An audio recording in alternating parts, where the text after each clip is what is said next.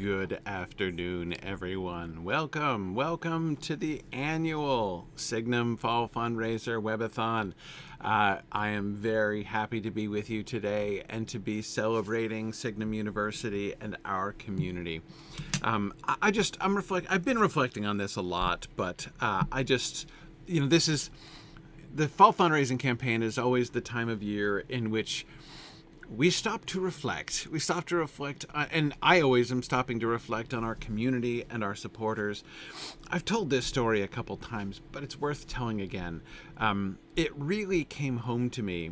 I've always appreciated how the kind of support that Signum University has always had from our online community from the beginning has been different from the kinds of relationships that most universities have with, like people, their communities, But it really came home to me during our accreditation site visit this past fall, as we've been in evaluation, as I'll tell you more about later on. It just really came home to me when telling the story of Signum and talking about our history, how we were founded, and everything. And it became very clear from the reception of my story and following up and talking with some of the accreditation evaluators later that they found the story quite remarkable. I mean, the chair of our committee, one of the first things she said to me when we sat down for our private discussion later in the day was, "That is the most unusual founding story I have ever heard." And it's just, has always been very remarkable, the way in which Signum University has grown from the people. And so we're just so appreciative. And I am delighted to take this time, as I do every year, to kind of show you about a little bit, tell you about what's been happening and tell you about what's coming. And of course, today we have some particularly exciting things happening.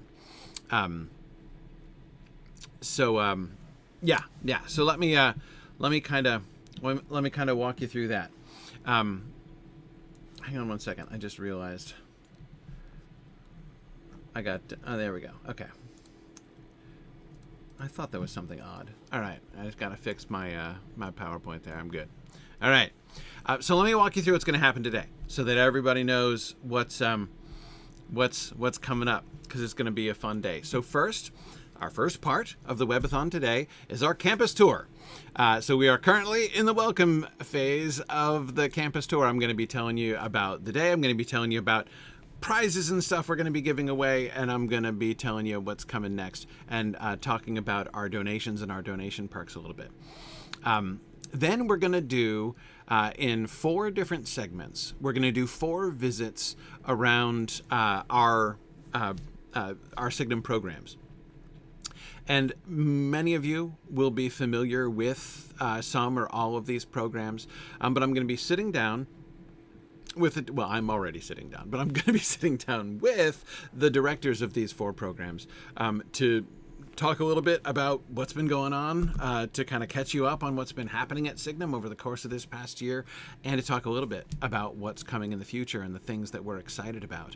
And then at the end of that, I'll step back and do the bigger picture, my annual State of the University address.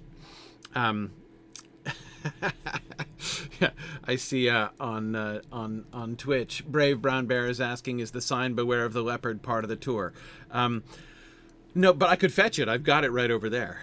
We actually, for those who appreciate the Douglas Adams reference, when we had our accreditation site visit, they had to visit our official physical office, which we don't actually need, as I keep saying, but we're required to have by rule. So we have it. And I got a "Beware the Leopard" sign and put it on the door. So there was a "Beware the Leopard" sign on the door when the accreditors came. It was kind of fun. Anyway, so as I say, I'll back up and I'll talk a little bit more about the State of the University. sort of where we are, the challenge, the really kind of amazing things that have been happening this past year. I'm going to be showing you some of our financial numbers in that half hour. Wait till you see. So anyway, and then we're gonna move on and then talk about some of the challenges that we're facing. So this first few hours is really just to sort of share with you. We want to kind of open our doors and welcome you in to see what's happening at Signum and what's coming at Signum, and then. Then after this, so that concludes part 1 of the Webathon. Then part 2 is the launch of the Signum Collaboratory. I'll be telling you more about that. This is our new program. I've been referring to it for quite some time. That is, I've been mentioning that we are, we had the Signum Press and we had Signum Studios. Signum Studios have been working behind the scenes. Signum Press was launched last year. And I've been talking about how we're sort of going to be bringing those things in a new direction. That new direction begins today. So we're going to officially launch the Collaboratory, and I'll give you guys a tour and show you how everything works. The Collaboratory is really, really exciting. The Collaboratory is, in a small way, like I'm not saying this in like a ludicrously ambitious way, but it legitimately is our attempt to change the publication world like we changed the education world.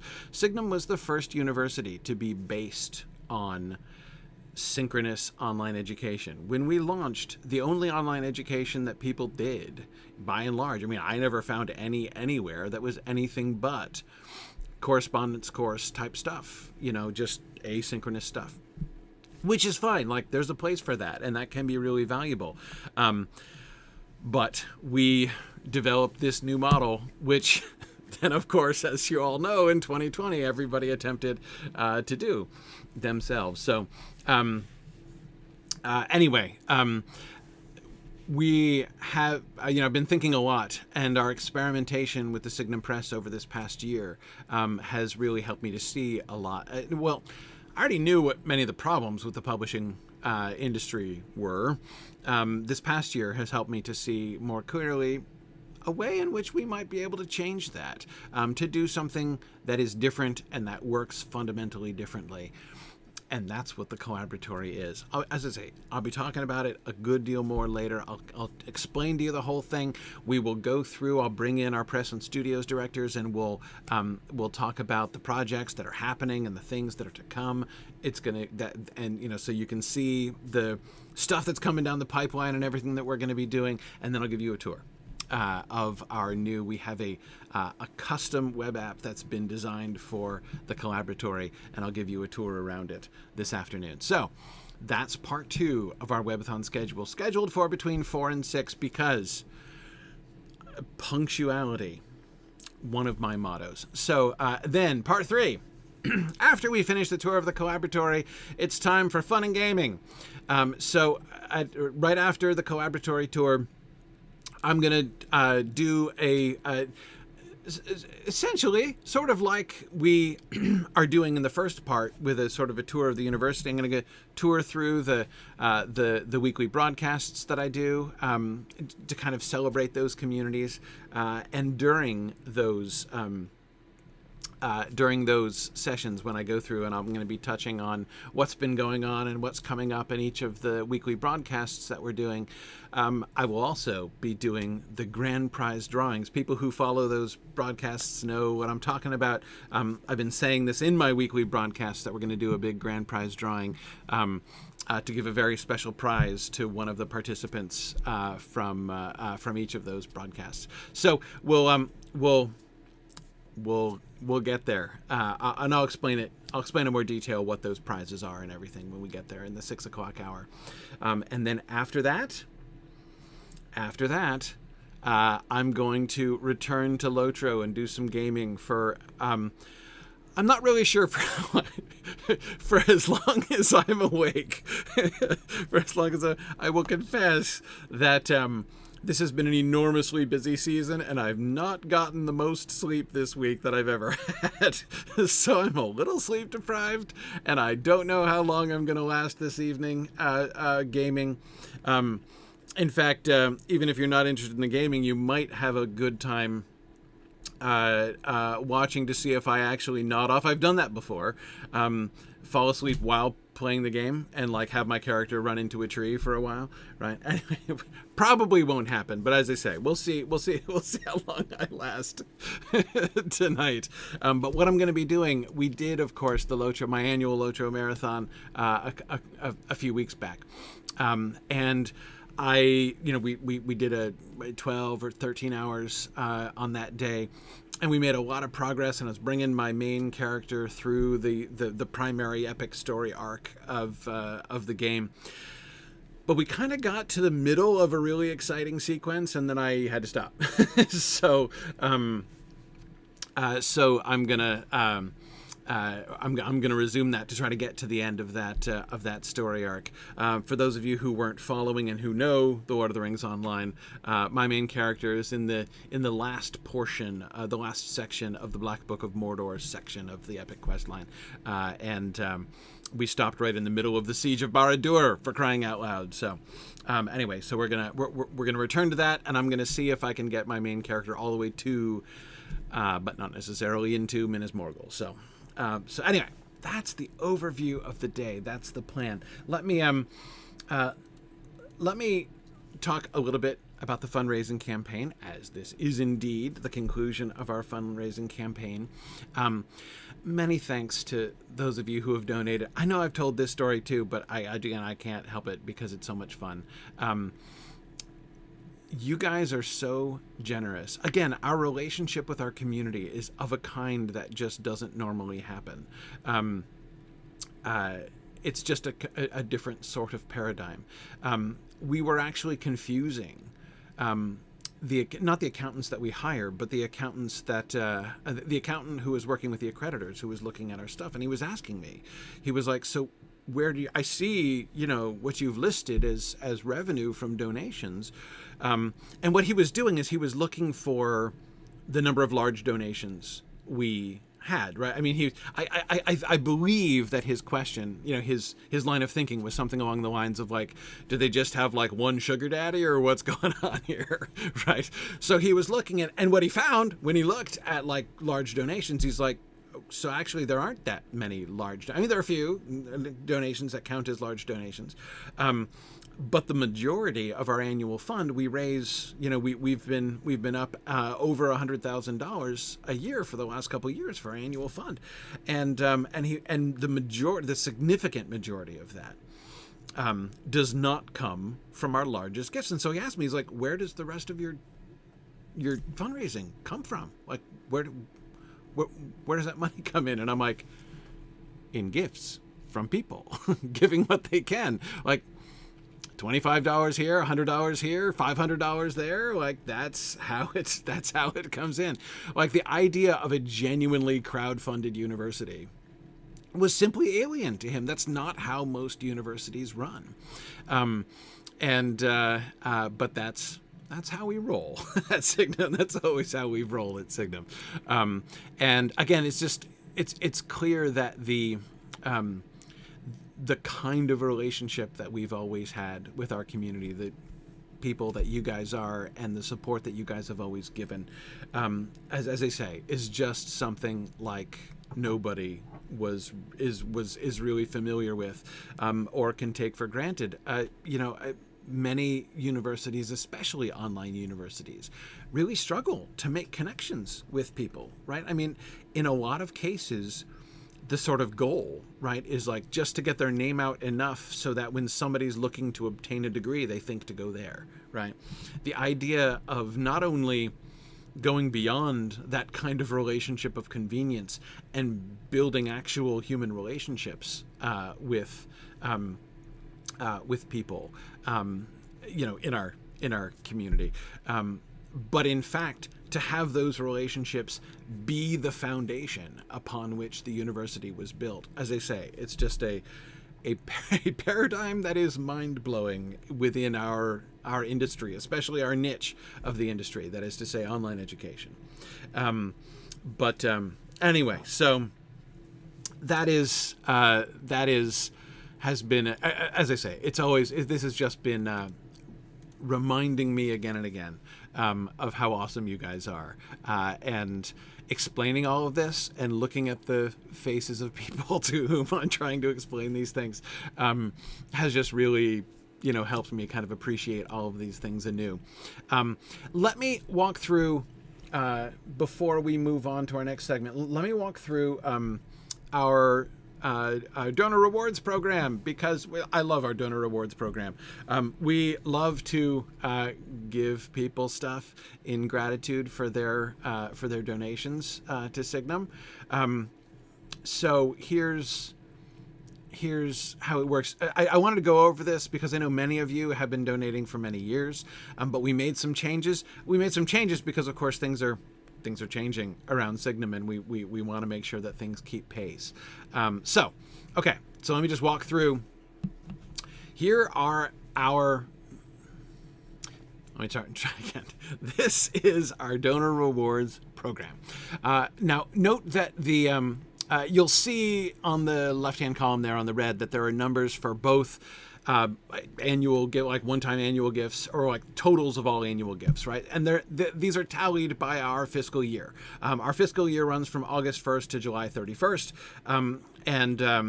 and so we will total everything up. So if you give on a couple of different occasions, it all it's not like you have to give that much in one chunk necessarily, right? That's why we have the monthly amounts too. And whenever we do our awarding of donor rewards, people who set up monthly donations, we credit you for the monthly donations through the rest of the year. It's we don't like to play where we're just like sitting back and being like, well, we will get the money in the bank first before we consider giving you a reward. No, it's just like if you set up a monthly donation, we will reward you as if you've already given the money for the rest of the fiscal year. So anyway, so that's how that is calculated. People who give up to $99 a year get voting rights in the Mythgard Academy. The Mythgard Academy, of course, is actually our oldest donor perk ever. This is like the original donor perk that we started back in 2013. I remember that day very well. Anyway, so the Mythgard Academy, which launched back then in 2013, is, for those of you who don't know, it is an online, well, of course it's online. We do it.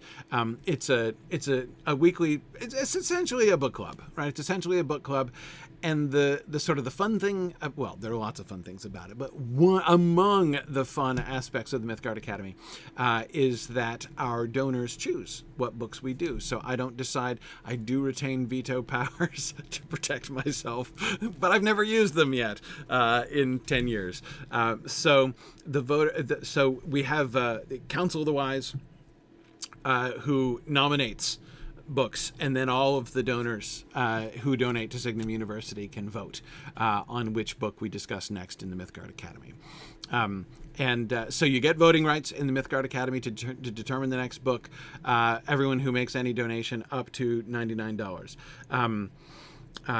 Mighty Felix, is wonderfully for you to say. Mythgard Academy is a bright spot in your life. It really has been for me too. Okay, so then next, if you donate $100 or more, then you get membership in the Council of the Wise. So the Council of the Wise nominate Mythgard Academy books, right? So they make the nominations, and based on their nominations, we choose finalists, and then that finalist pool is sent out to the entire donor pool, and everybody gets to vote. Okay, so people who donate $250 or more in the year become members of the Signum Fellowship. I have meetings with the Signum Fellowship.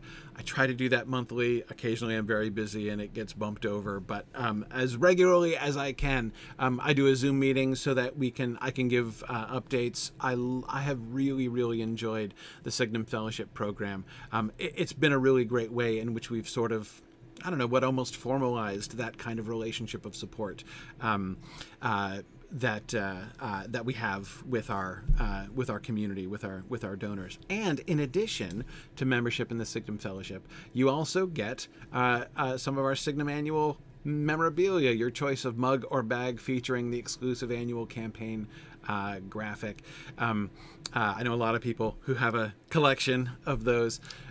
If you donate $500 and up, you get one flight in space. We're going to talk about the space program very soon, but that means so you will get to take a course, one of our upcoming modules in space for free, and you will also get access to the lecture archives for one course from the Signum Graduate School catalog. So you get both of those things if you donate $500 or more. For those who donate $1,000 or more, you get 3 total space flights. So you can take 3 space modules for free, and you can get a nomination rights of an adaptation for an episode of Other Minds and Hands. A lot of people contact us, me and Maggie, to say, oh, I'd love you to talk about this movie or like this adaptation of this book. And we can't do them all. But for donors who donate $1,000 or more, we will let you nominate a discussion. We will dedicate a class session to the adaptation of your choice. And that's in addition to the 3 space flights that you get. At $2,500, you will get a Fantrax live experience. Now, later on, Fantrax are part of the collaboratory, and I'll explain those a little bit more later on. Maggie should be with me, and Maggie and I will talk to you about Fantrax and what that is and how that's going to work. So just keep in mind you will get a custom experience with Fantrax on the film of your choice for that. And then for those who donate $5,000 and up, you get 6 total space flights. Those can be given away as well, by the way. They're not just for you.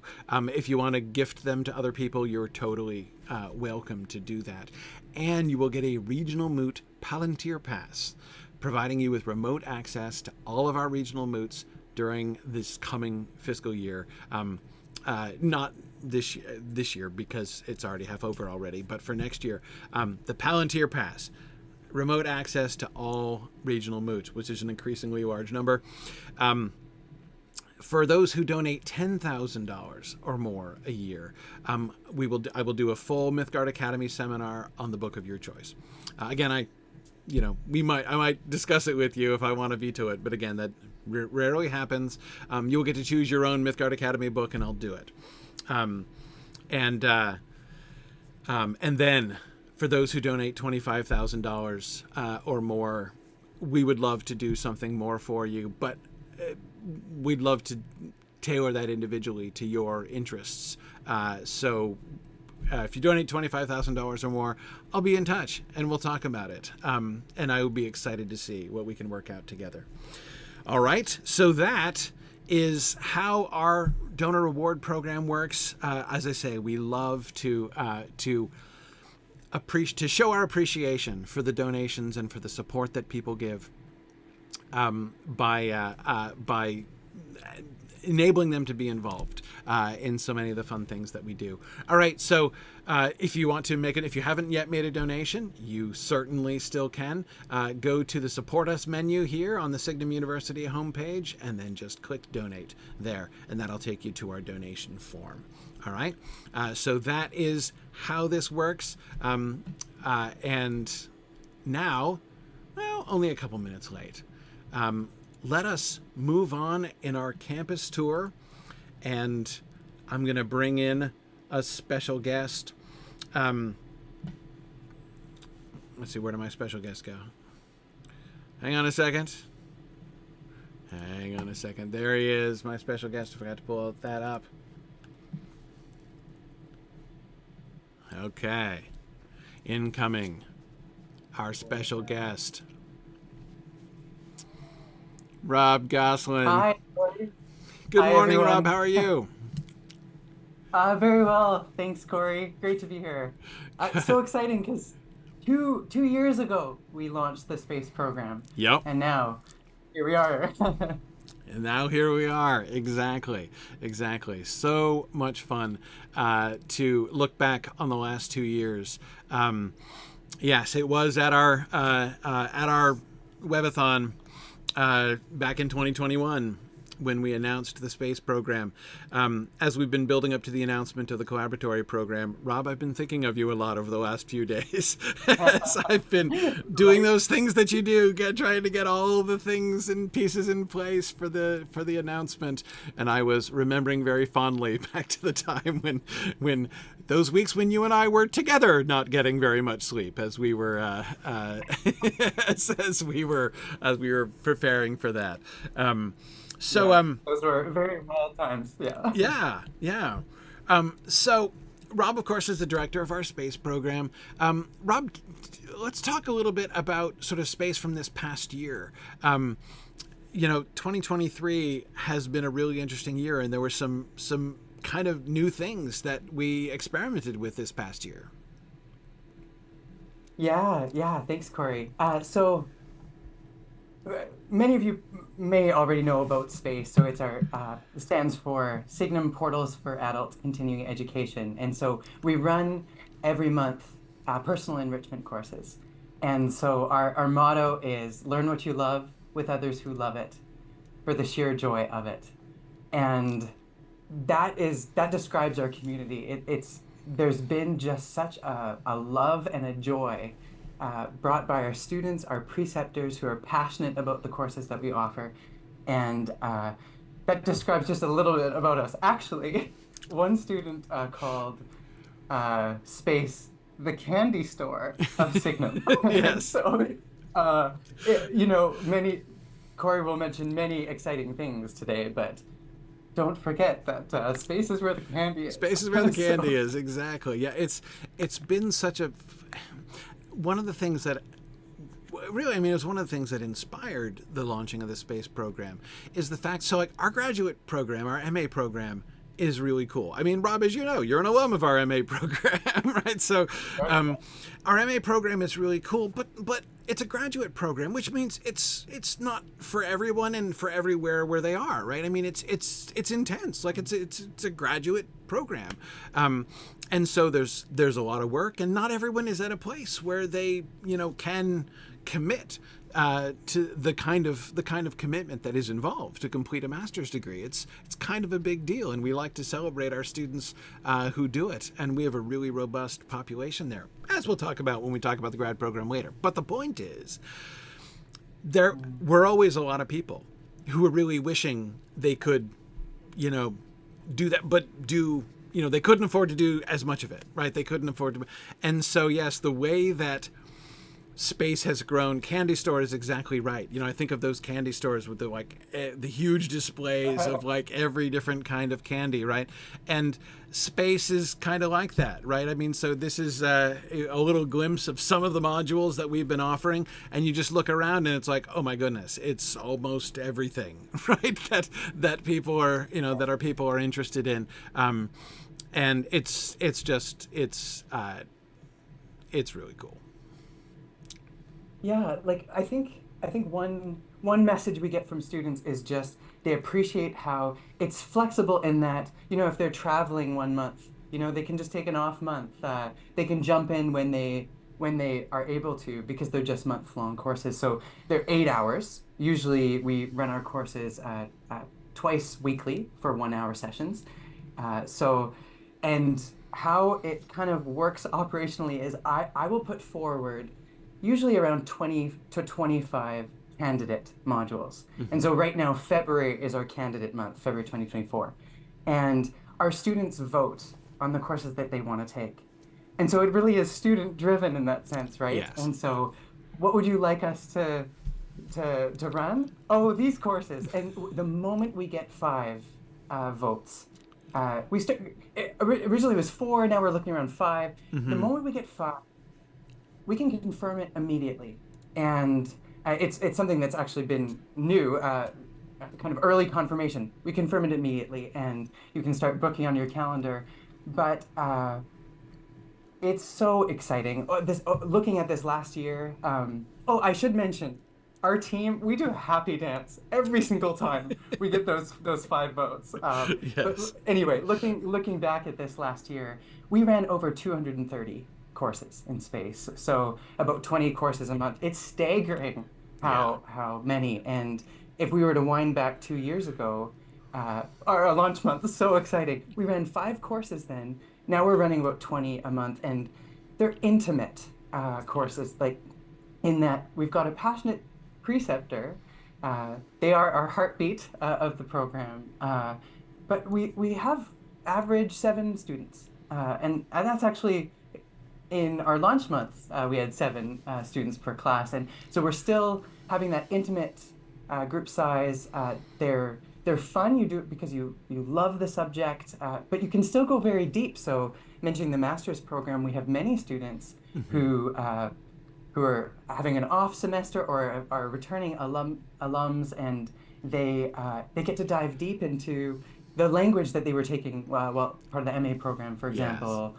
We have many languages, and anyway, I can just keep rolling and rolling. I get so excited about what's all been possible. And I'm so grateful for our students, our preceptors. You've made this program what it is. We've built it from the ground up based on what you found most delicious in our program, what you voted on. So just to look at some of our highlights, when you have over 230 courses, how do we boil that down into something? So, well, we have 4 sectors. So we've got creative writing courses, we've got fantasy studies courses. These are our 4 sectors. Yes. So creative writing, fantasy studies, um, general humanities, and language.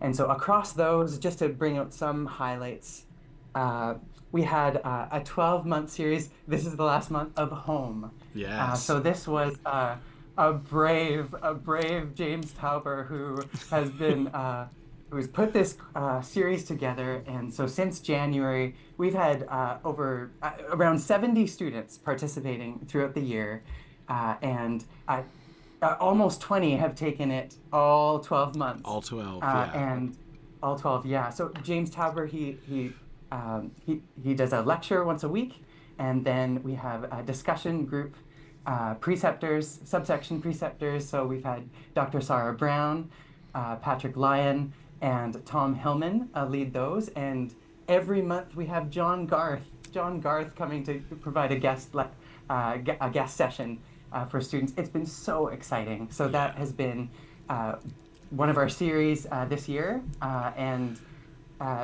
looking at fantasy studies still, we had oh, it's so hard to pick. It's hard to pick. Anyway, yeah, Dr. Robert Steed did a Le Guin series on the Earthsea series. Yeah. Jumping to other sectors, let me just bring out some notes here. So in creative writing, Sparrow Alden did some weekend retreats, doing something a little different than our, our 8 hours spread across 4 weeks. She led a wonderful weekend sessions with our creative writing students. And so these were dedicated weekends. We did one last December. She facilitated one in July, and then in October did a retreat weekend, and then this December another creative writing one. So that was a new kind of endeavor that she led up. We had our in general humanities. We had our first music modules. Mm-hmm. So music theory for the mathematically inclined. One on the yes on Goldberg, the variations, box variations. And so I got to take that with Jenny, my wife and confidant. She does all the student communication. So many of our students, they know Jenny. And oh boy, languages. We did Latin in a Year series with Dr. Faith Acker. Pilar, our faculty liaison, part of the space team. She's also a preceptor. She's led just a wonderful Japanese cohort, and they're still taking classes with her, doing an advanced beginners series with her. Old English with Dr. Larry Swain. He does a monthly advanced Old English group. You can pop in for a month, dive into Old English prose or poetry modules with him. Old Norse series, beginning one, an advanced one with Dr. Carl Edlund Anderson. I could just keep going. So those are some of the courses that we had. Wonderful year in space. All told, we had 362 different people enroll in at least one of our courses, and almost 200 of those were new students with us. And so we had some of our big events this last year. There are showcases. And so in May, we had, end of May, we had our spring showcase, and end of October, we had our fall showcase. And in spring, we had over 90 participants for our first showcase. And our showcases were wonderful. They're an opportunity to just taste space without having to purchase a token and commit to a month. You just get to taste it. It's like an open house. And so wonderful opportunity for preceptors. They led 30-minute capsules, and these were just small little bite-sized tasters. And so great turnout for students who wanted to check out what we're doing. And so those were really important events and wonderful response from the community. Thank you for inviting friends, family to those to see what we're doing. It has been just an absolute delight to see our community grow. The community is just wonderful. The Signum community at large, of course, and then the space community, we've seen students on repeat come back with us month in, month out to continue learning with us for the joy of it. Actually, just a couple days ago, one student wrote this in their evaluation. They said, "Space is wonderful. It really scratches the itch for lifelong learning with low stress and high enjoyment. Thinking back to a few years ago, I never knew how much I was missing this in my life." And we get these comments from students, and it's just we step back and we just realize this has been a beautiful program, and there's a shared love for it as we've built it together. Students, preceptors, my team. It's been just a delightful community. So that's a little bit about this past year. I could keep going and going, but I've talked a bit. One thing before we transition to say looking ahead, I wanted to mention some of our promotions that we ran this last year, and one's actually today. Yes. So one of our promotions was called the First Flight promotion. We hadn't done this before, where unlike the showcase where you get to taste a 30-minute session, our First Flight, we wanted to give an opportunity for students that hadn't yet jumped in. They've been kind of watching at the periphery. They want to try it out. So this was an opportunity for students in October and November to just pick one of our courses, and we will let you join on us. And so we had over 50 students in October and more in November join us for their first module with us. And then we've had some return in following months. So that was our First Flight initiative. And we love seeing, celebrating how many new students joined Space this last year.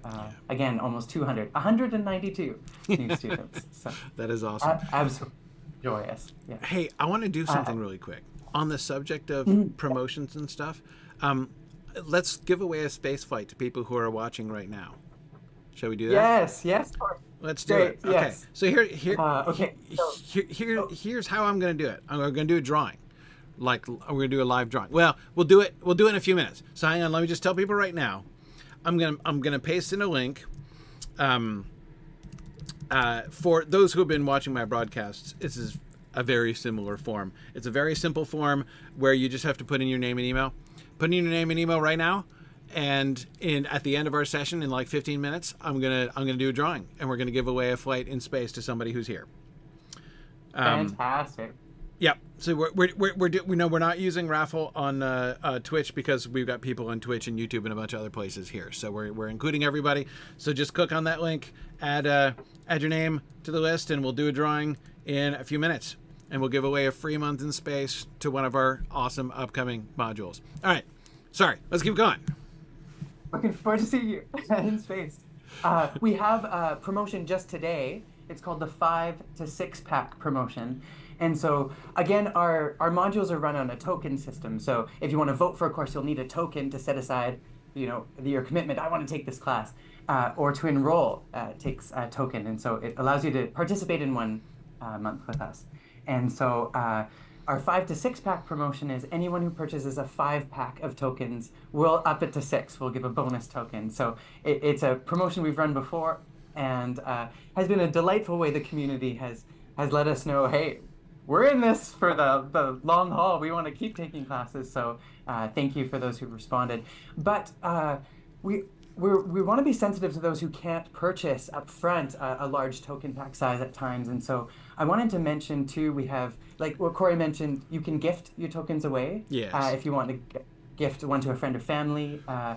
The other thing is if you don't have enough to be able to purchase a token right now, we do have a scholarship program. And so if you reach out to our main email line at space@signumu.org, let us know your situation. We have tokens that have been donated from others. So if you can donate to particular people, but you could also donate to the scholarship fund, which is to donate a module to someone. And so we do have some scholarship tokens as well, so you can get in touch with us, and I wanted to mention that.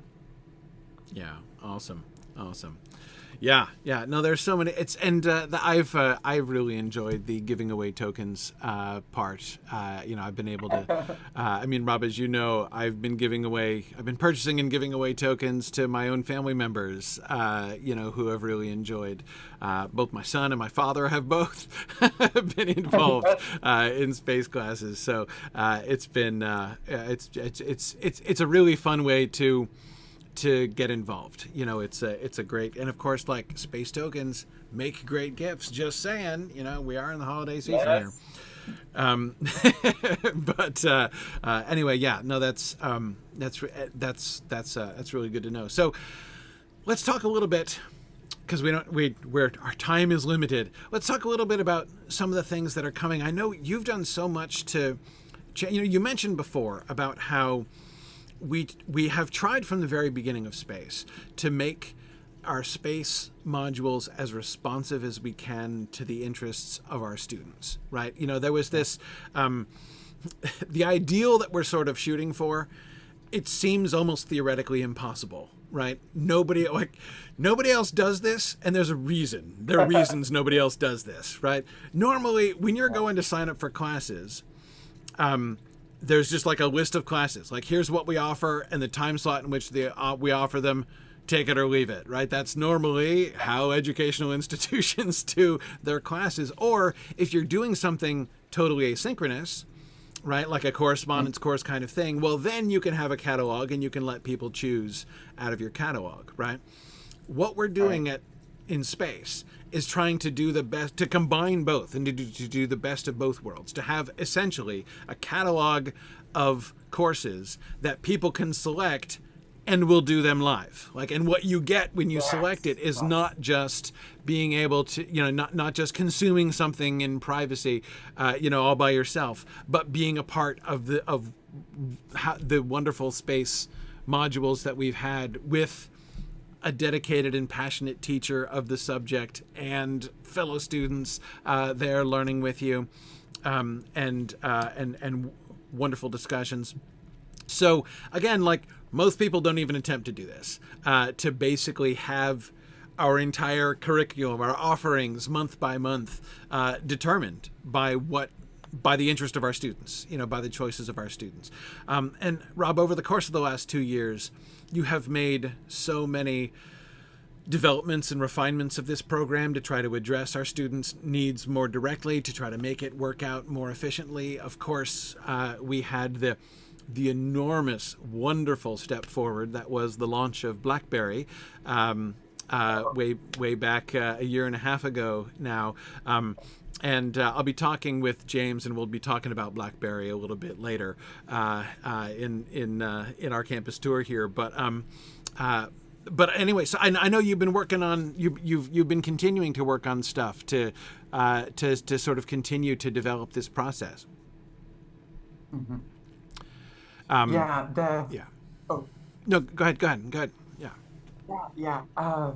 It's been a dream of mine from kind of those earlier days of space, winding back 2 years ago, where we put up a course and we didn't even mention the schedule.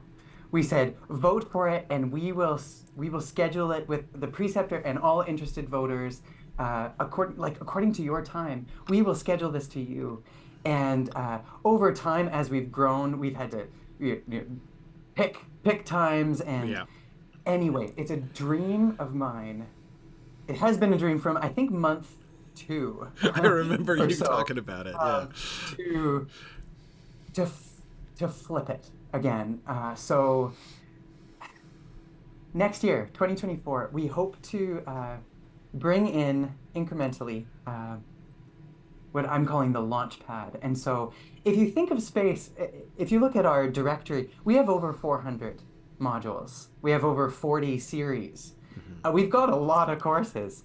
How do I know what to candidate? Well, I can rely on wish lists that students provide. We can sometimes students reach out and say, hey, we've got several of us interested in a particular class. And so that can help. But I would really like for students to not be, I can't take it at that time. I wanted to take that class, but I can't take it at that time. Well, we want to schedule to you. And so the Launchpad is a way of flipping space and saying, hey, we have these preceptors passionate about these modules, and they're ready, provided they're available for a given month, they're ready to launch any course of theirs.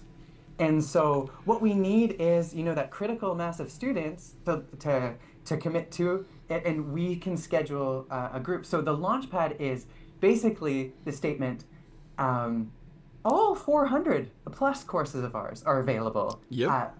And we will launch it if we can get working schedules, for X amount of students with the preceptor. And so that's the idea. We want to start this with our language series first. And so in the early months, hopefully, of 2024, you'll see kind of us roll out this Launchpad concept. But we wanted to remove those barriers to registration if they were schedule related. Yes, so that's one of the things cooking, is just flipping it so students and preceptors, you tell us what you want to launch out of our whole directory. And we want to create a mechanism on BlackBerry for you to be able to do that. Thank you so much for wish listing our courses. That's one of the ways students have let us know. And of course, the voting has been primary to that. One other kind of area that I think students might, even before the Launchpad is available, if you have a group of friends and you want a closed space module of anything in our directory, and you want a dedicated section just for yourselves, we've seen this happen before with space, where someone saw one of our upcoming modules and said, I've got a group of friends that would love to take this. Could we have a dedicated section for it? And we did it. It's been so exciting. We wanted students to know that that's possible. So if you are excited about any one of our courses, you let us know at space@signumu.org. And we can talk. We can get in touch with this preceptor.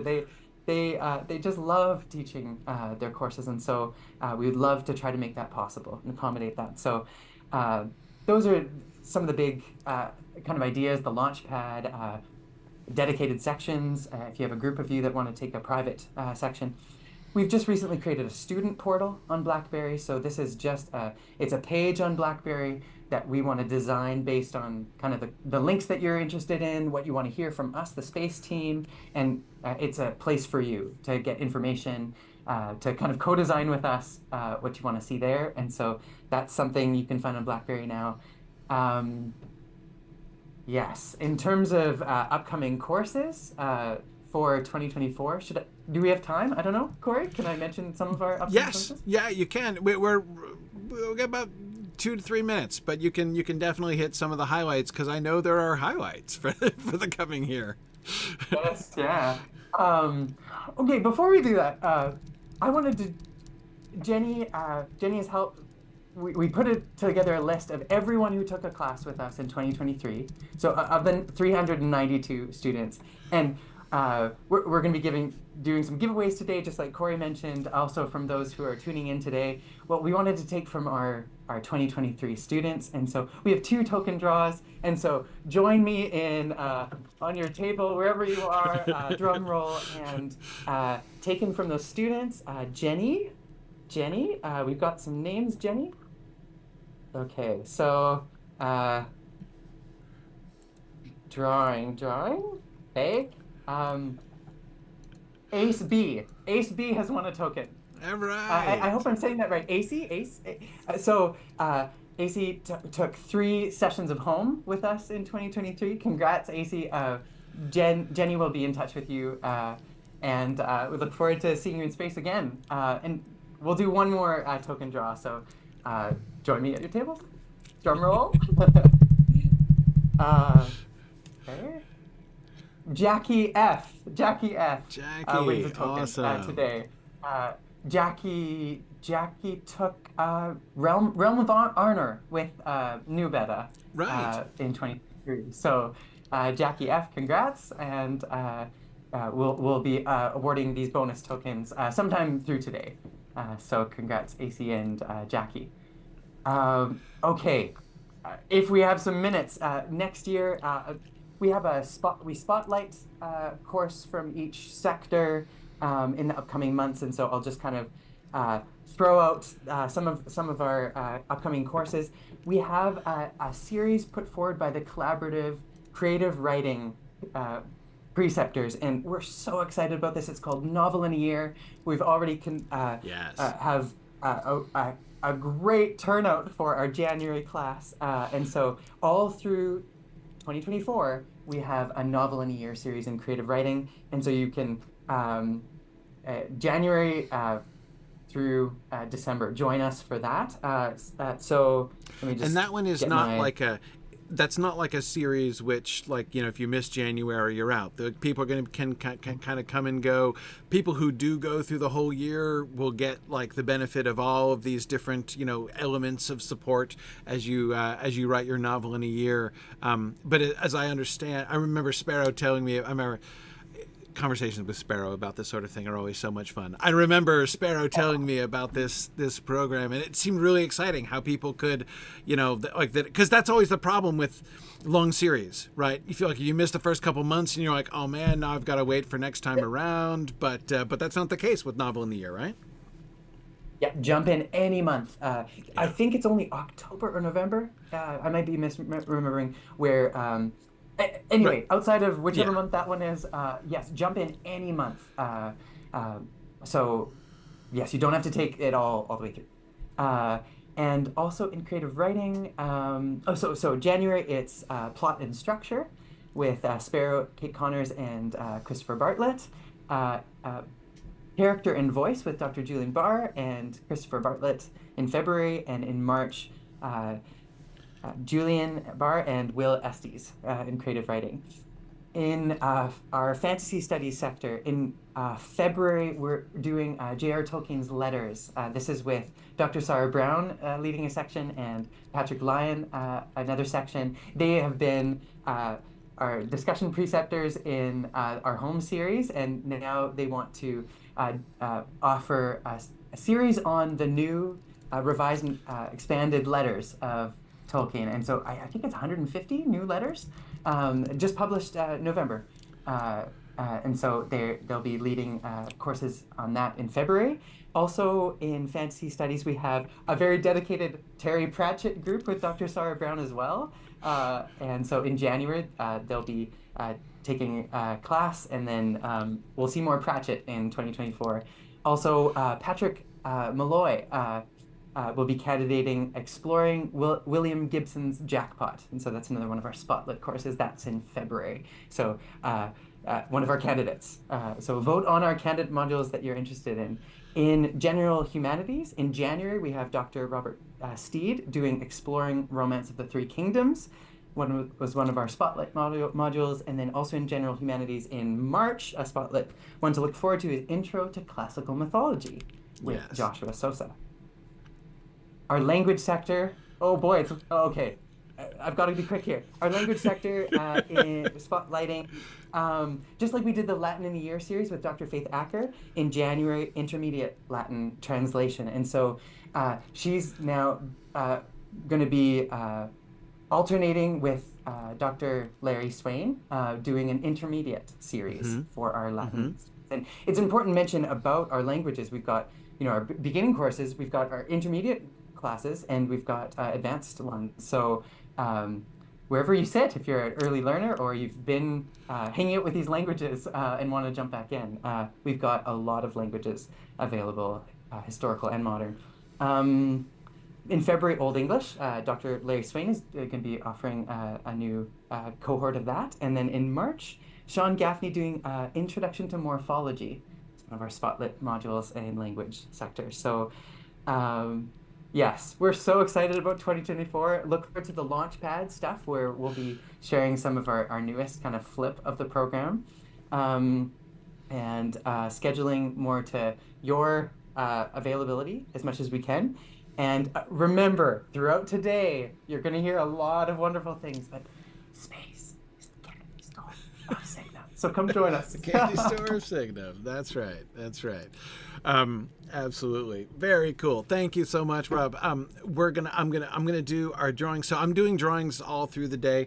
This is the space themed drawing. So we're gonna give this is folks who are participating. This is just for folks who are here today. So I'm gonna do. All right. I got it. I've got to get the right die to roll. Okay, here we go. So you get a free space flight goes to April. Congratulations, April. You win. That's April. A space flight. Excellent. Once we get your contact info, April, Jenny, you'll be hearing from Jenny about how to get involved. Yes. Excellent. Very good. Very good, excellent. Okay, I'm demarcating things on my sheet. All right, very good. Rob, thank you so much. Not only just for your appearance here today, I can close my dice drawer now. Not only for your appearance here today, but also just for all the work that you have done. Space has been from the start and has become increasingly such a special place, full of people with just. Purpose of Signum University is so decisively being filled in the space program. It is just a delight to see. So thank you so much, Rob and Jenny and Pilar and Sparrow and everybody else who is involved in helping to make space what it is. Thank you so much, Rob. Thank you. It's a joy and an honor, and we love this program, and thank you for joining in to love it with us too. We couldn't do it without our students, our amazing preceptors, and my team, like you mentioned.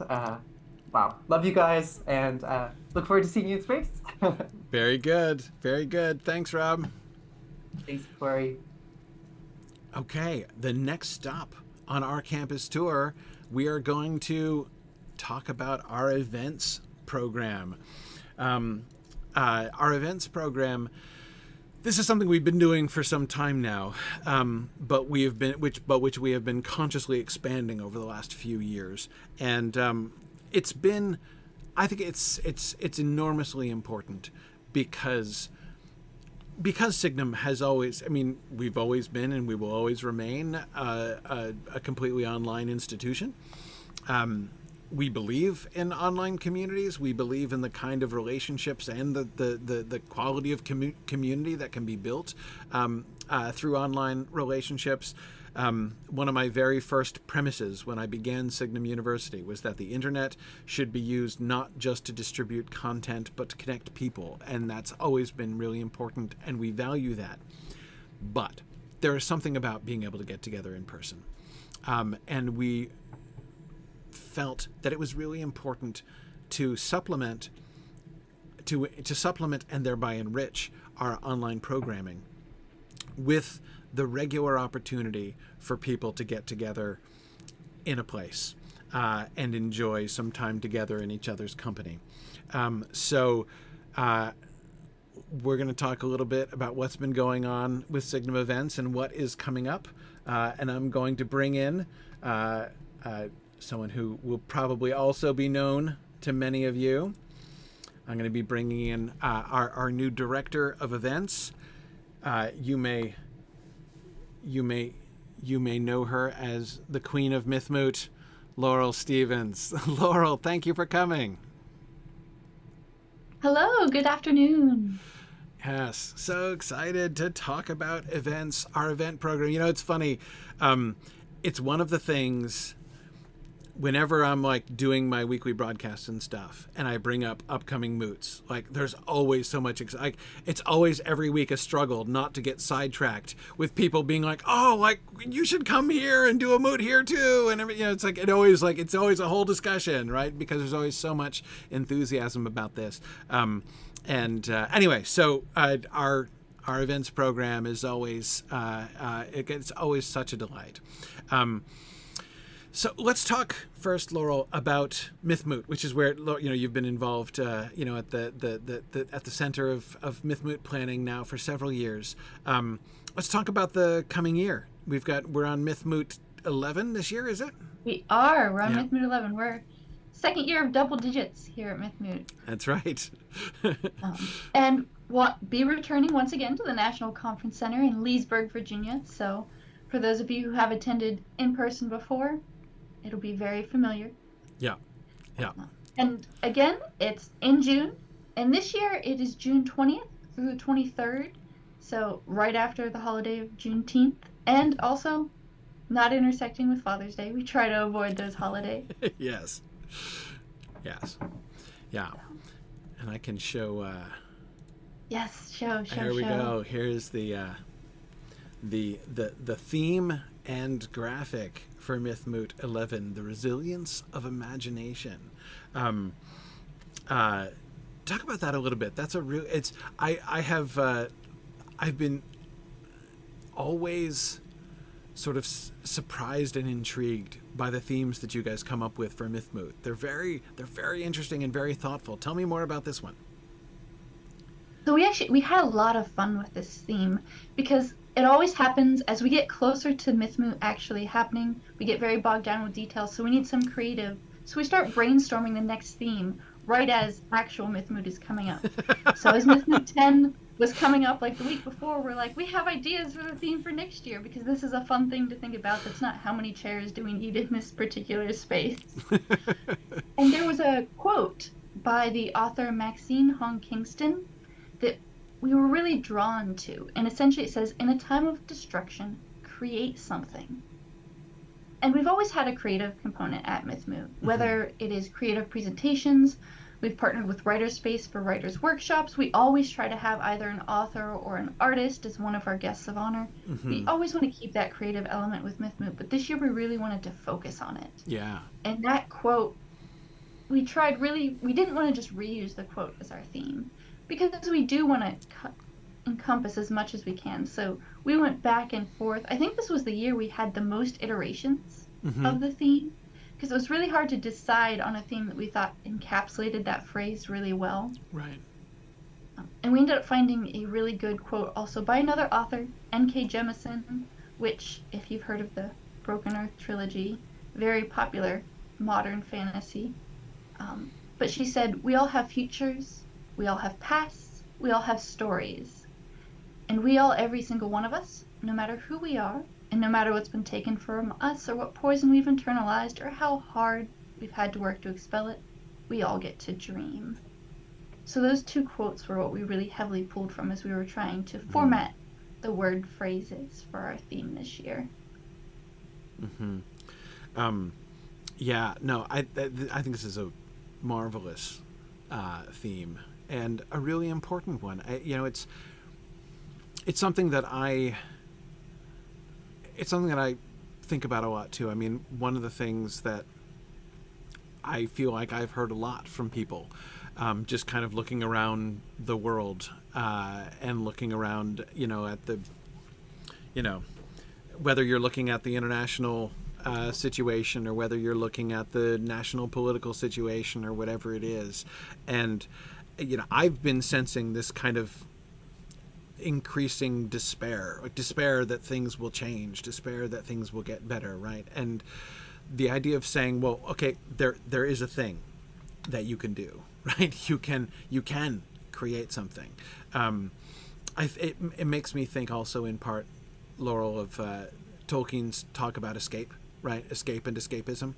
And I think really stepping forward even more sort of openly and even more firmly in rejecting the idea that the use of the imagination, right, the creation of things is some kind of, cowardly escapism, is not facing reality, is not. It is, I think, one of the best and most constructive ways to face reality. So I think this is a fascinating theme. It'll be really, really. I can see lots of really great conversations coming at MythMoot about this. That's really cool. Oh, yes. And yeah, as you said, I think it's very, very fitting, especially for what all we're encountering, or even I've had questions about, like, why are the stories important right now? And I'm like, well, for a lot of reasons, but I know people have very good reason to be asking that question. Mm-hmm. So I look forward to seeing how all sorts of people answer it as well. Yeah. Absolutely. And that's, of course, one of the other fun things about conference themes, right, is you never know exactly what they're going to mean to different people. And so it's certainly not the idea to say, like, we're trying to create in which, like, everybody's, like, thinking the same way and doing the same thing. It's a broader invitation than that. And that's part of There's always either an interpretation or a response I never would have expected or been able to come up with myself. Yeah. So. Yeah. Yeah. Well, that is wonderful. Well, MythMoot registration will be opening before long, probably like after the new year is what we're probably looking at now. Our goal is we're targeting right after the new year, so expect it early 2024. Fantastic. That'll be really great. Well, let's talk about the Regional Moot program. The Regional Moot program has been active lately. There's a lot of not only a lot of moots, but a lot of new moots, going places we've never been before, and we've gotten a really enthusiastic response from lots of different places. On the slide here today, we can see several which are brand new, like Cascade Moot, our first trip to the Pacific Northwest, or Wild Rose Moot, which is coming up in May of 2024, which is going to be in Alberta, Canada. So and Bayou Moot, which just happened last weekend. A week ago today, I was sitting down in New Orleans listening to wonderful presentations at Bayou Moot. Lots and lots of things happening here. And this is one of the places where we get a lot of sort of grassroots response. And, one of the things that I would emphasize about this, our Regional Moot program is big and small, right? That is, regional moots, they're not like intended to be 100 people or 300 people. They're designed to be more like local meetups, right?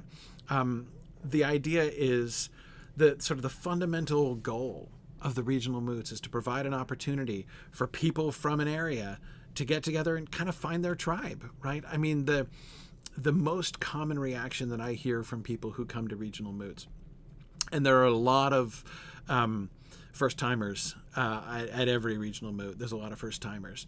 And what I mostly hear from them are things it is so cool about how cool and refreshing it is to spend a day in a room with people who, get your references and who love the things that you love and whom you don't have to explain yourself to, It's really really a refreshing time. And for me, so much fun to kind of go around and there, because there are lots of new people who come, but there are a lot of people who will come every year to their regional moot, and being able to kind of visit folks in different cities and different parts of the country and the world has been just delightful. Yeah. Well, not to mention regional moots too. Because they are smaller, more local, you get a lot more chance to explore the unique areas that you're into, or even something that maybe in Mythmoot you wouldn't be able to because it's a large scale event over multiple days with things happening the entire time. So the regional moot lets you, I think, know the area quite a bit more too, just because all the attendees are from that area. Yeah, exactly. And it also does allow sometimes, there have been times where we've done some kind of more experimental things. That again, we wouldn't be like, okay, let's take a big chunk of the, nobody knows better than you, Laurel, how precious are chunks of time in the Mythmoot schedule, right? And so being able to have a regional moot with a small group of people where we're like, hey, let's take a few hours and do this fun thing together, like that, that we would never really be able to fit into the schedule at Mythmoot. So yeah, it's in that way, there's a lot of flexibility there that's really, that I think is going to be really fun and has always been really fun. Now, one sort of trend that's been developing, especially as several of our moots are kind of becoming more established, places where we have gone back every year now for a while. And obviously all of our moots, and in some ways especially our regional moots, were disrupted by the pandemic. So, sort of the history of the regional moot program has this big dip in it, right? And so there are some of our moots like Tex Moot and Middle Moot, which are both on this slide here. Those were our first two regional moots, which began back in 2016, something like that, in that area. Is long ago now. But even though there are some which stretch way back there, in a lot of ways it really feels like post-pandemic has been like the sort of reestablishment of the regional moot program. And since then, It's exploded. Like, how many weekends were you traveling this year? And it looks like it's going to be even more next year, crazy. like 2024. There's this particular glint that gets into Adam's eyes. Adam Beaton, who's our regional moot coordinator, when he asks me, so, can we do this one here on this date too? When he wants to add another one to the calendar, and we have, I think, 5 moots in 3 months this coming spring. Spring is packed. Like, you start in January, and you just go. You have February, you have March, you have 2 in April. 2 in April, 2 in May. And they're not even there's this one stretch of 4 weeks when I'm going to be in England one weekend, in California the next weekend, and then in Alberta you start April in Texas, and then you end in England. And then I end in England. The California and the next weekend Alberta. In California, and then 2 weeks later in, is it Canada that comes up next? Anyway, I think it is. Yeah. Anyway, Alberta next. It's all over the place. I'm traveling a lot.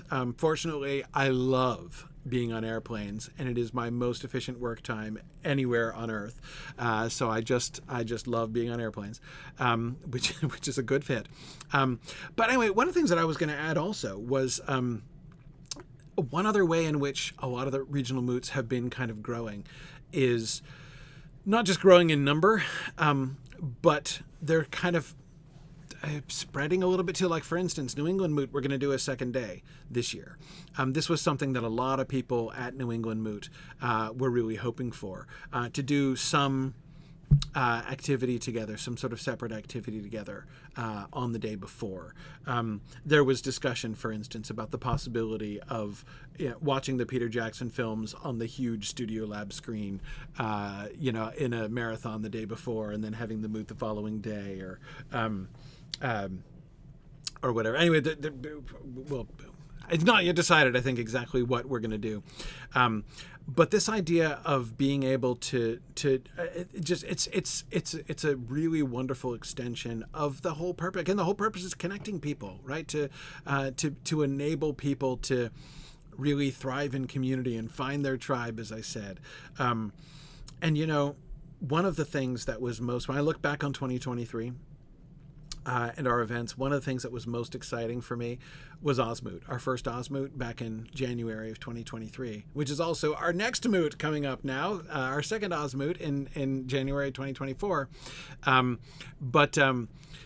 The trip to Australia was so wonderful, not just because it was fun to go to Australia, but because it was being able to connect with the Australian community and to bring the Australian fan community together in ways that they just hadn't been able to do that much. It was one of the main things that people kept saying when I was there, of how glad they were, because not that many people from America and England go to Australia to make events happen there.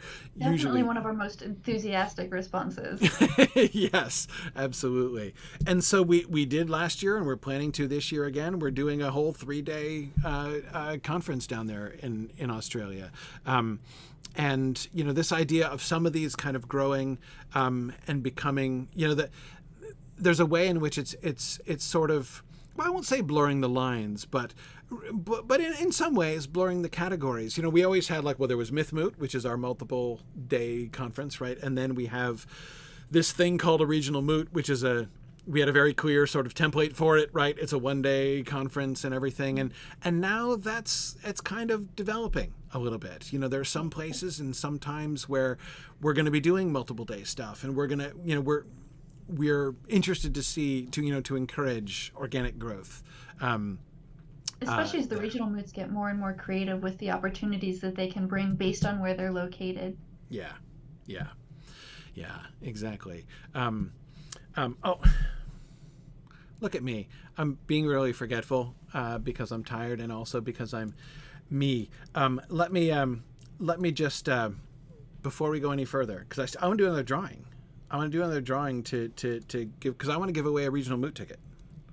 So we're going to do another drawing. There's the link again. Same form. Fill it out again. You're going to fill it out. If you stay with the Webathon throughout the day, you're going to fill out this form 9 times. So don't worry about it. At least it's simple. Yeah, exactly. Totally simple. Totally simple. Fill out the form again, and we're going to do a drawing to give away a regional moot ticket. I meant to do that at the beginning of our session and got so excited I totally forgot. But anyway, you can totally do it. All right. And don't worry if you're not in the region, because all of the talks are streamed, so you get to access it digitally as well. So if you win a regional moot ticket, don't think, oh, do I have to get a flight to New England? Right.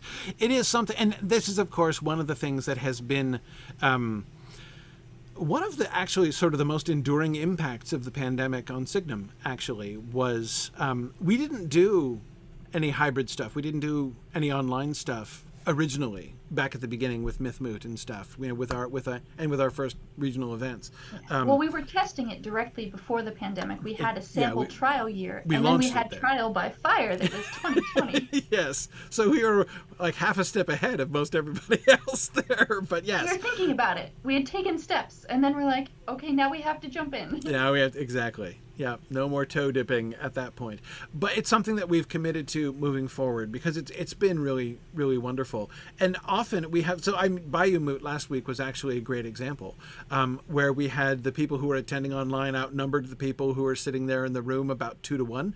And it was a lovely conversation, you know, conversation we were having among ourselves in the room, conversation that people online were having with each other and with us. We have our tech set up such that we can have, we have the people who are on attending through Zoom, out into the, so we could just be having conversations back and forth and one as seamless as possible conversation among everybody. And that's been really wonderful. So anyway, so that's been, and that's something we remain committed to making our moots as fully hybrid as possible. They won't always be totally. I mean, look, there's no changing the fact that not being there in person, it's not exactly the same thing. Like if you're attending remotely, you're not going to be able to go out for dinner with us afterwards. It's like that kind of thing. It's not possible to replicate. And sometimes there may be some particular activities that we do that we can't do in hybrid form, but we do everything that we can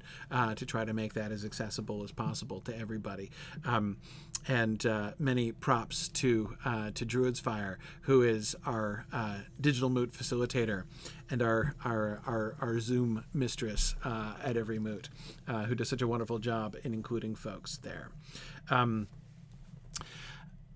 Let's talk about, speaking of things growing organically, let's talk about, there's another new, so I've teased this on several occasions. So we had our first ever Buckeye Moot, which was a regional moot in Ohio. And a couple of people have said, hey, because we actually have quite a few people in our Signum community who are from Ohio. And I've had people say, hey, you can do a Buckeye Moot again. And I've been saying for the last couple of months, I've been saying, oh yeah, we're not doing Buckeye Moot, but man, we're doing something kind of like that. This is another really cool example of an opportunity that kind of grew organically, and so we're proud to announce the registration will be open soon. It's not quite open yet, but I wanted to tell you about it, and that is Ranger Moot. Ranger Moot coming up. We're planning to hold Ranger Moot in Cincinnati, Ohio, on the weekend of Bilbo's birthday, so in September in 2024.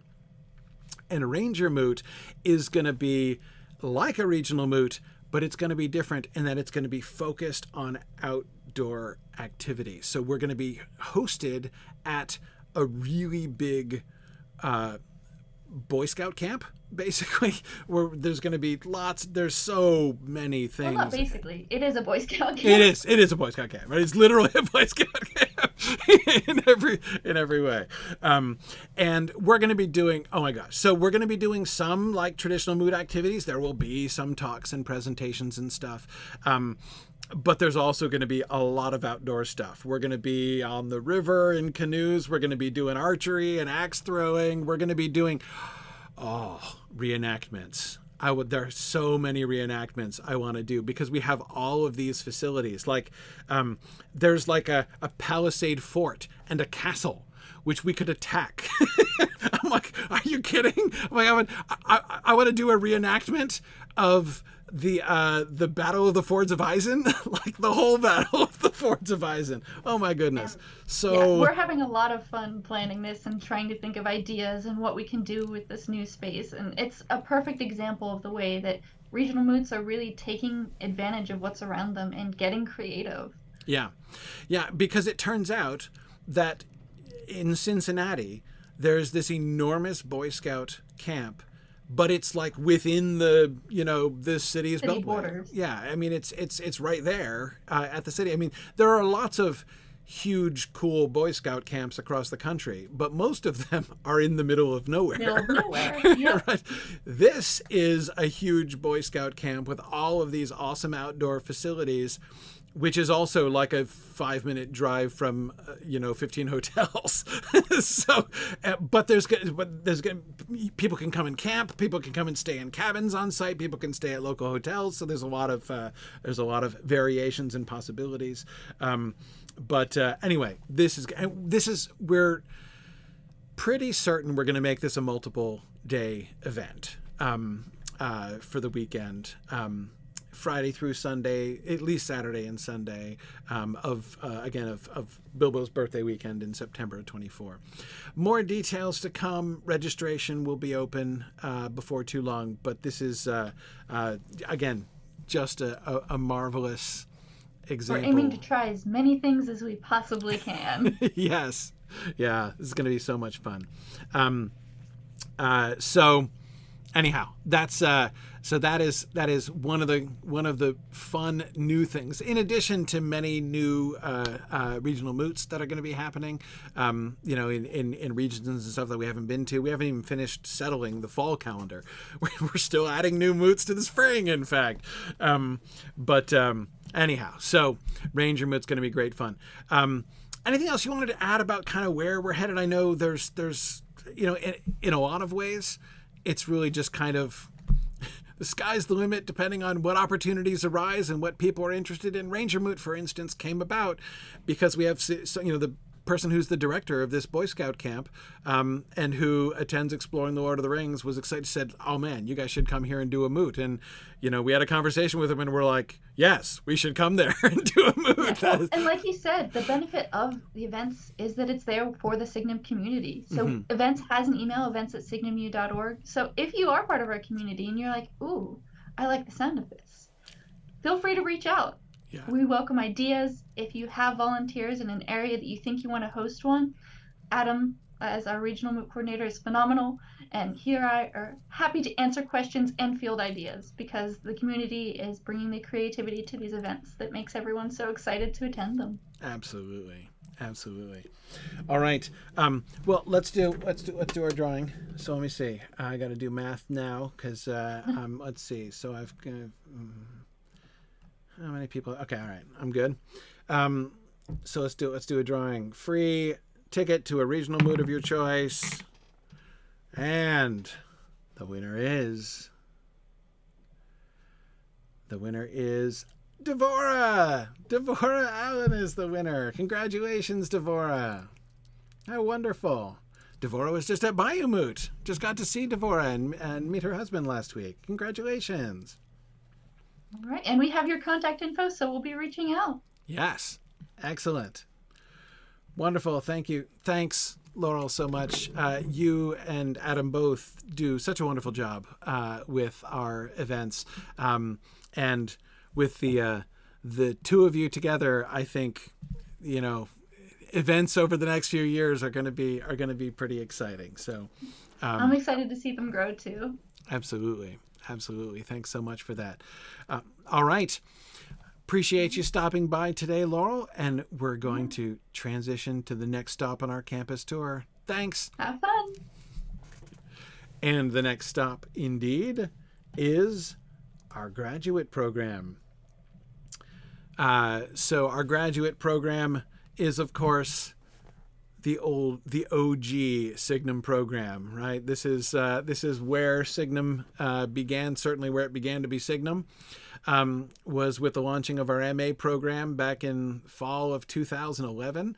And I am delighted to be joined by Faith Acker, who is many of you know her from various places, from her the courses that she's taught in our MA program, from her Latin modules and other modules in the space program. Perhaps from her keynote address at MythMoot recently. And she is also the director of our graduate program. Welcome, Faith. Thank you so much, Corey. It's great to be here. Now, here, I didn't advance my slide to the graduate school. Okay. So this has been a busy year in the graduate program, though it's one of those busy years which is kind of challenging because it's all been busy under the surface of the water in the graduate program this year. I'm hoping very much that for the students, they think this graduate program is we're just coasting across the pond and the rest of us are frantically pedaling underneath. Yes, it has. Yeah, it's been. There are some things like we're going to be launching the collaboratory and this big new initiative that we're doing, and all the work that's been happening there will be clear for everybody to see. But yes, the tremendous amount of work that the graduate school folks, you and our faculty, and the Sarah Brown and Paul Peterson, who are two of the other leaders of our MA program, and this is you guys have all been doing so much work, and not only do people not hear much about it, we literally can't even talk about it. Or I should explain. There are restrictions about this. So of course, what we are obliquely referring to is the accreditation process that Signum has been going through, and we sort of joke about not being able to talk about it, except it's actually kind of literally true. It's not entirely a joke. The reason there are a lot of things about the accreditation process that you aren't supposed to be sharing with the general public, partly because we want to make sure that we aren't giving anyone false assumptions about that we might be accredited. So we are able to say that we are working very hard to apply for accreditation this year, and this year particularly has had a lot of steps in that process of being evaluated by an accreditation agency. I think we're not even allowed to name the agency. No, we're not. So we have been all of our programs and our faculty and our administration and our board and our finance and even Corey have been undergoing an excruciating amount of scrutiny this year, as we've been trying to make sure that we represent the most accurate portrayal of ourselves moving forward. And it's been a really exciting process. We found some chinks in our armor that our accrediting, that our evaluators have helpfully pointed out. Here some chinks in the way you do things. You might want to rethink these. So I think it's, regardless of what the outcome is, obviously we would like to be accredited, but we know that we still have a couple steps left to go before they will even make a vote on whether that can happen.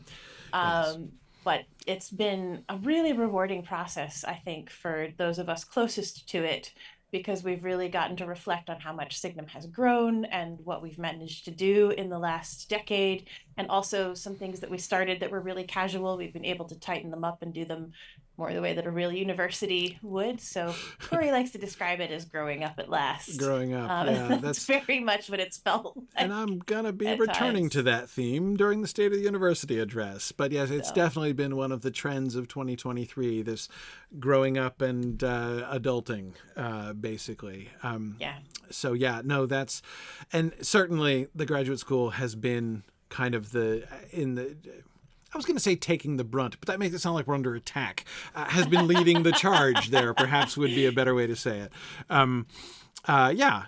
It's, I mean, look, nobody enjoys the evaluation process, right? I mean, whoever has but you are correct. The perspective that you were voicing is not only the healthiest one, but also I think a really important thing, and it's been clearly true. I mean, when even just the process of, there have been many things that we have sort of discovered and grown into and developed and changed as we've been saying, okay, when we're presenting ourselves and it's like if someone is coming over to your house, it might not be fun to clean the whole house before they come. And yet it is good to have done so, right? And there's nothing like imagining, bringing your mother-in-law into this room to open your eyes to the things that might possibly be improved in the room. Dust and the magazines you've left out on the table. Yes. Absolutely. I was thinking it was more like my thesis viva, where I had to present this enormous document, and then I went into a meeting with a couple other people and had no idea if they were going to say, this is wonderful, or take it back and try again, or actually, what were you doing in grad school the last 3 years? For those watching at home, it did go okay. So they did give me the doctorate in the end. But it's, it's really hard to have, for many of us who are faculty here. I don't even know who our newest faculty member is, but I think our newest faculty members have been with us still 5 or 6 years out of the 11 that we've been off. It's 12 now, because 2011, I can count sort of. So we've been around for 12 years, and I think everybody's been here at least half of them. And for many of us, it's like a little thesis. The program is our baby. We've designed courses. We've worked together. We've often worked kind of like you do on a doctorate alone, giving lectures at 2 o'clock in the morning for those faculty members in the United Kingdom, for instance. Yes. So it's very much a process of we've spent so much time in this. What's going to happen when we subject it to outside scrutiny? But at the same time, it's been really exciting. I was telling Corey this week that one of the things I've loved getting to do, because I'm director and I'm also in charge of a lot of the documentation, is to look at my colleagues' resumes and to look at their recent accomplishments. And I recently had to produce a document that showed why everyone on our faculty is a qualified instructional designer, which isn't something a title that we really have used here at Signum. So I emailed everybody and I said, can you tell me all the courses you've done and all the training you've done? And I just got back loads of materials, and we have faculty who are accredited, not accredited, certified, and they have titles that they've applied for and been evaluated as educators. and they've published on online educational and other educational things. So it's been just wonderful to see how wonderful everybody else is, the kind of thing you always know in the back of your mind, but you don't have the concrete evidence to back it up. And all of a sudden now I have these wonderful documents telling me just how awesome my colleagues are. Exactly. Thinking about what you were saying about the commitment of our faculty to the program as well. I remember this funny moment when I was confronting that way back in 2017 when we were doing our first review for the state of New Hampshire. And one of the things that that are sort of in the New Hampshire standards were like, it's important that you have full-time faculty. And I was talking with them and I'm like, so why? Why exactly is that important? Can you just explain to me why that is? And they're like, well, because if your faculty aren't full-time, if you only have people teaching a class every now and again, your program is going to be a revolving door. There's going to be no stability, right? For your students and everything. And I'm like, well, let me tell you about that, actually. It's like, so on the one hand, our program is still really small, right? Our people are not teaching full time. Those, if you just take like the teaching work that they're doing in the MA program, that does not amount to full-time employment. However,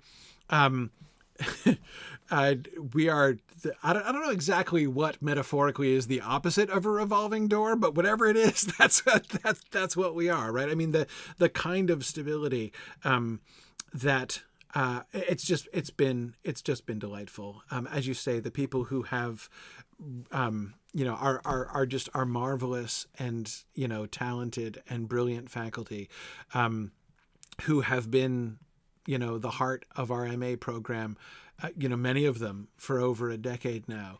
And that's one of those moments during these kinds of evaluation process, which, it's useful, though sometimes laborious, to find the things that need to be tidied, right? To find the things that need to be, or built even, right?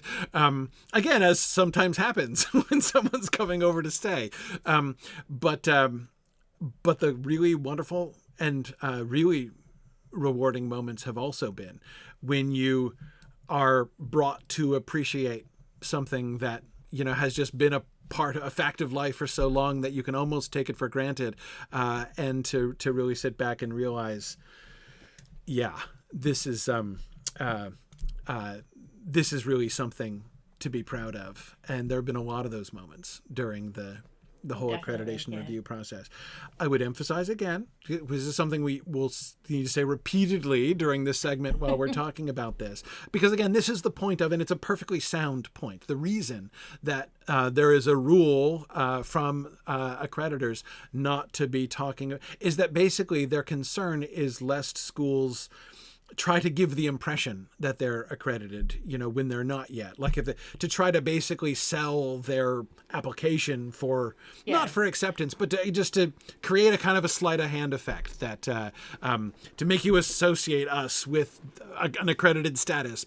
So we want to repeat, we're not accepted yet. We do not know what the result of the evaluations will be. We do not even know for sure exactly when those final results are going to be in.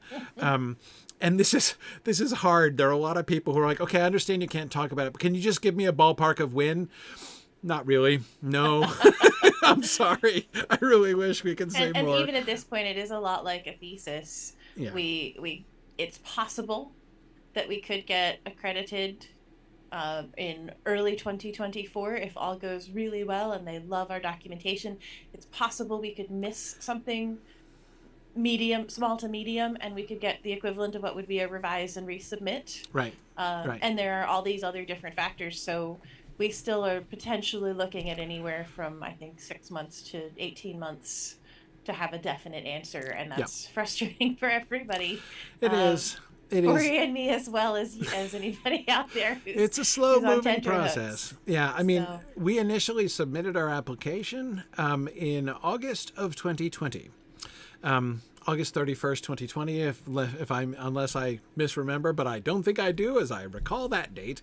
But of course, if you go back to when we began the whole process, to go back to the beginning of the state of New Hampshire, that was back in 2017. So I could probably come up with a date. But anyway, so it has been, looking back now, 6 going on 7 years since we first began this process, and even just the accreditation evaluation process itself is going to be at least 3.5 years old, and could get up longer. And by the way, the accrediting body that we're applying to is way more efficient than most of them. This is actually a brief process compared to some. So yeah, it's the nature of the thing. It is a very long process. It's really a good thing. If it ends up that we don't get accredited, which would be disappointing to a lot of people, we will still come out on the top end a much stronger university for the policies and the scrutiny and the evaluations and the feedback that we've been able to get along the way. But also, it's been a wonderful reflective process, and we also know that should we get accreditation, it really means something, because we've been evaluated so carefully, so meticulously by such a large range of individuals. Yep. So this is not a rubber stamp process at all. No, it is not. That is certainly true. This has been the big thing. This has been the big thing. We've been spending all this time talking about this because this has been where 90% of Faith and my efforts have been in this stuff this year. But let's talk for a little bit about the graceful portion of the swan that is gliding above the surface of the water. And we've got really fun courses upcoming.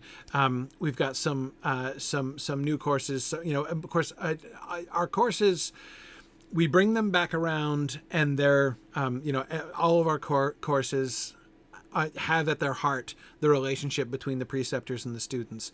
Those live small group discussion sessions, which has always been like the cornerstone of, the Signum pedagogical experience, right? Is still true in space as well, and has always been true in the graduate program. Talk a little more about some of the classes that are coming up and what people who are coming into the program can expect.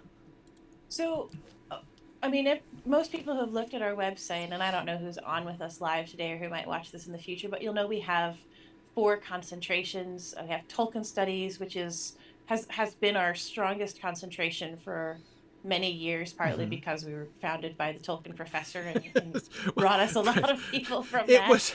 It was like a whole bunch of Tolkien nerds who said, "Hey, teach us classes. Let's make a university." So yeah, that's kind of where it started. And our Tolkien program is still one of the most robust at Signum. In the last year, it's the one that's gotten the most new courses. So last spring we had race, gender, and the other in Tolkien's Middle Earth, I think.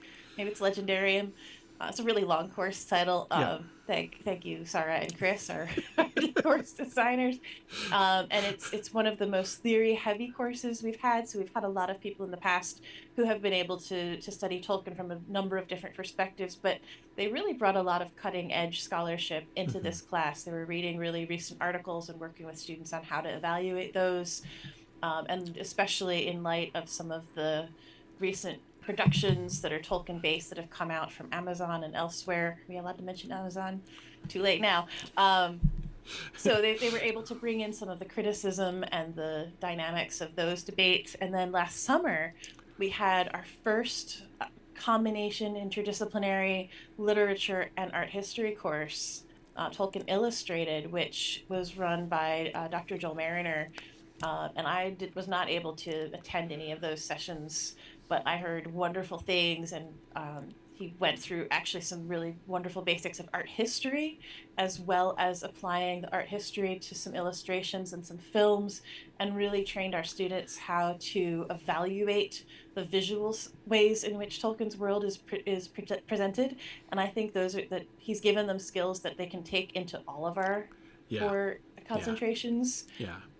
That's great. And then we have an imaginative. Oh, sorry. I was just gonna say that I have done it again, which is I meant to start a drawing and forgot to again. So I'm gonna do it again.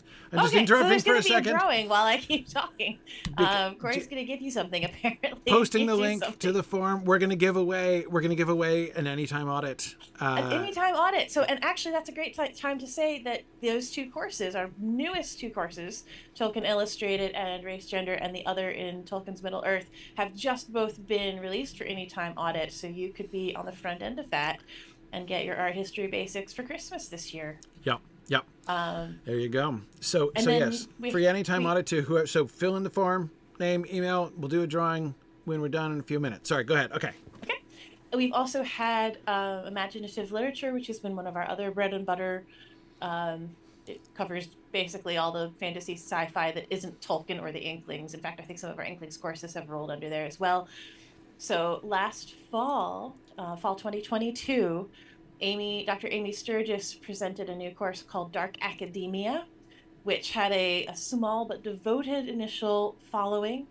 And it sounded like the most wonderful course. And actually, if you got that as your anytime audit, if you win the drawing, or should you just buy one I think they're on special right now, Corey, they for are. $75. Yeah, the holiday special. Yep. So if you do the holiday special, you could get that.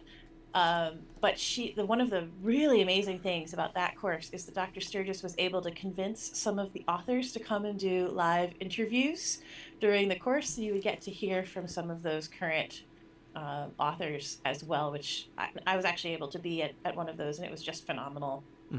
Highly recommend. It's a wonderful course.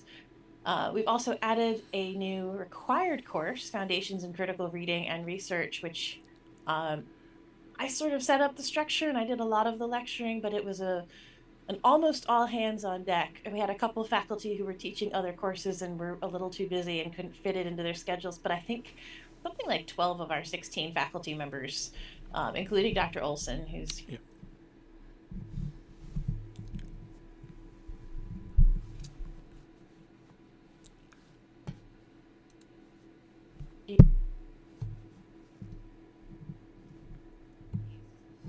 Oh, hang on. Faith, I think we lost your audio there for a second. Oh. Uh-oh. Okay, you're back now. So we don't have a new medieval and Renaissance course from the last academic year. We've been prioritizing some of the other ones, but we've got some really excellent ones, and they've been so popular that in some ways we haven't needed to splash out. We've got some really great Chaucer courses. We've got a slew of wonderful Arthur courses now.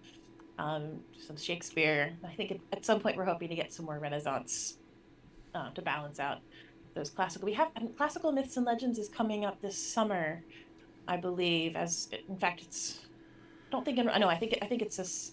I don't remember if it's the spring or summer, but enrollment for that is coming up really soon, and that is one of our most popular courses. It gives you a really good grounding for a lot of our other literature. And then I've kind of saved the Germanic philology for last, because although we haven't had as many new courses, there are only so many ways you can teach Introduction to Old Norse. It has actually been our largest growing program over the past year, and something that is very niche. I believe we have the only Germanic philology masters in the world. I am quite confident that we are the largest Germanic philology program on planet Earth. And I suspect, I can't back this up with data, but I suspect that we're the only growing Germanic philology program on planet Earth. I know there is a classical philology program, I think in Illinois, but the Germanic has really been a niche that we have grown into. We're starting to get recommendations from doctoral programs in Germanic philology are sending their students to us to get a grounding. And so we have two Germanic philology courses if you just want to get a sense of what it's all about. We have Old English as an intro course, but also some readings. We have Old Norse, and then of course you can read all of the sagas. We have, I think Gothic is coming up this spring, Introduction to Gothic. And I think after that, the readings in Gothic is some biblical texts, I believe, some really Maybe, did you say Judith? Am I There's making Judith a up? limited number of readings in Gothic. Very limited number. We'll read most of them. Yeah, and you're gonna read almost all of them. Yes. But it's been a program where I think a lot of students have really found their passion Yes. for these obscure languages, but also for people who love anything from classical and medieval literature all the way to Tolkien, who was, of course, hugely a philologist. That's been an area where those students who want to know those source texts better, what better way to learn Beowulf than to read it in the original and to have to think through the word choices for yourself. So I completely understand why that has been such a popular niche. And it really has been. I mean, one of the things that I've been so excited to see with this, of course, as you know, as many of our viewers know, our program, our department, to use the traditional academic term, is language and literature. And, I chose that name originally way back in the day because, of course, I was thinking of Tolkien's valedictory address, where he was lamenting the way in which language and literature were going their separate ways and were being considered increasingly separate. And, of course, during his career, actively hostile to each other academic specialties. And his argument, of course, that to do such a thing is disastrous for both, right? If you take the study of languages and you remove it from how those languages live in stories and are shaped by stories, you're missing out a lot about the language. And if you study the stories without any understanding of the language, there's also so the two are designed to be done together. You can't have language without story, and you can't have story without language. So watching the Germanic philology program at Signum growing over the years has just been a delight to see, and the way in which that has really provided opportunities for our students to realize, the sort of Tolkien's vision there for how things should be, right? And that's been just a delight to see. On a practical note, we are getting a lot of students. We have always gotten a lot of students whose background is not in the humanities. Mm-hmm. And when I was teaching the foundations course last year, one of the things I really noticed was that the students who were also enrolled that semester in Germanic philology, they could see all those pieces coming together. I would assign them a close reading, which is a way of looking very closely at the individual words and sentence structure and the grammar of a text. And they'd already been getting philological tools that were helping them do that breaking down and thinking about the nuances of word choice. And so even though my course wasn't philological in nature, and I'm sure that the Germanic philology one probably has a lot of literary components too, it was wonderful to get to watch them stepping out and making those connections at the very beginning of their studies. Yes. Yeah. No, that's just, it's been awesome to see. Very cool. Is there anything else? We had, might as well actually bring this up. We had a question on YouTube asking about, do we have any plans for a PhD program? This is a common question that we often get. We have a master's degree program right now. Do you want to talk about, prospects for future growth and stuff? Long term, obviously, Signum would love to have a PhD. Right now, the students who graduate with masters in philology in particular, but even we've had a number of students who have gotten a master's with a language focus. They're going on to other PhD programs. Some of them are not. This is not a guarantee that if you get a master's from Signum, you will get a PhD. Right. But many of our students have, in recent years, elected to go on for a PhD.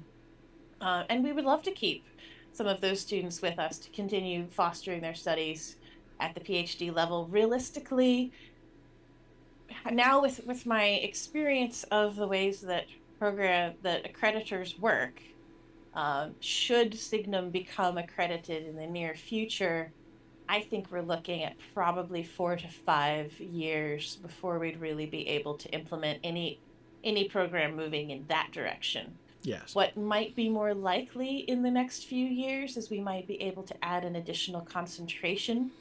A lot of what's going on alongside the paddling is really evaluating our courses and looking at our concentrations.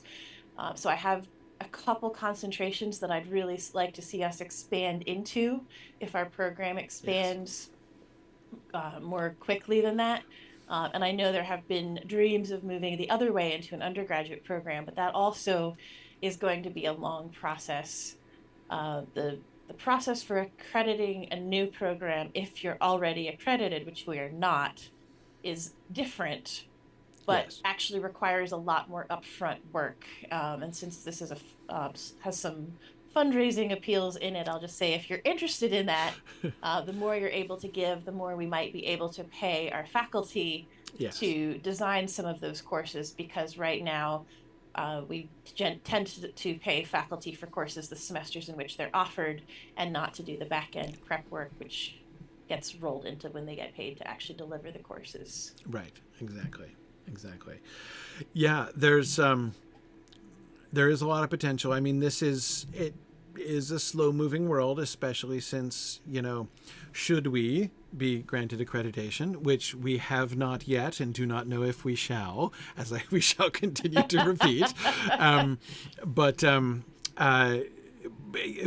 Of course, all of these things will be done, in conjunction with and under the supervision of the accreditors. And as we've mentioned, that's not a fast-moving process in general. So yes, developments like that are generally not things that we can promise are like just around the corner.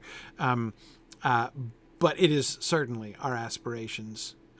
We have aspirations in all of those directions, upward towards the PhD, downward into undergraduate, laterally into other concentrations, someday even other master's degrees, other disciplines. I mean, it's probably still always humanities disciplines. Humanities is still but there's a lot of space to spread out into there that we haven't occupied. So yeah. So the short answer is we would love to do that, but don't hold your breath for it to happen.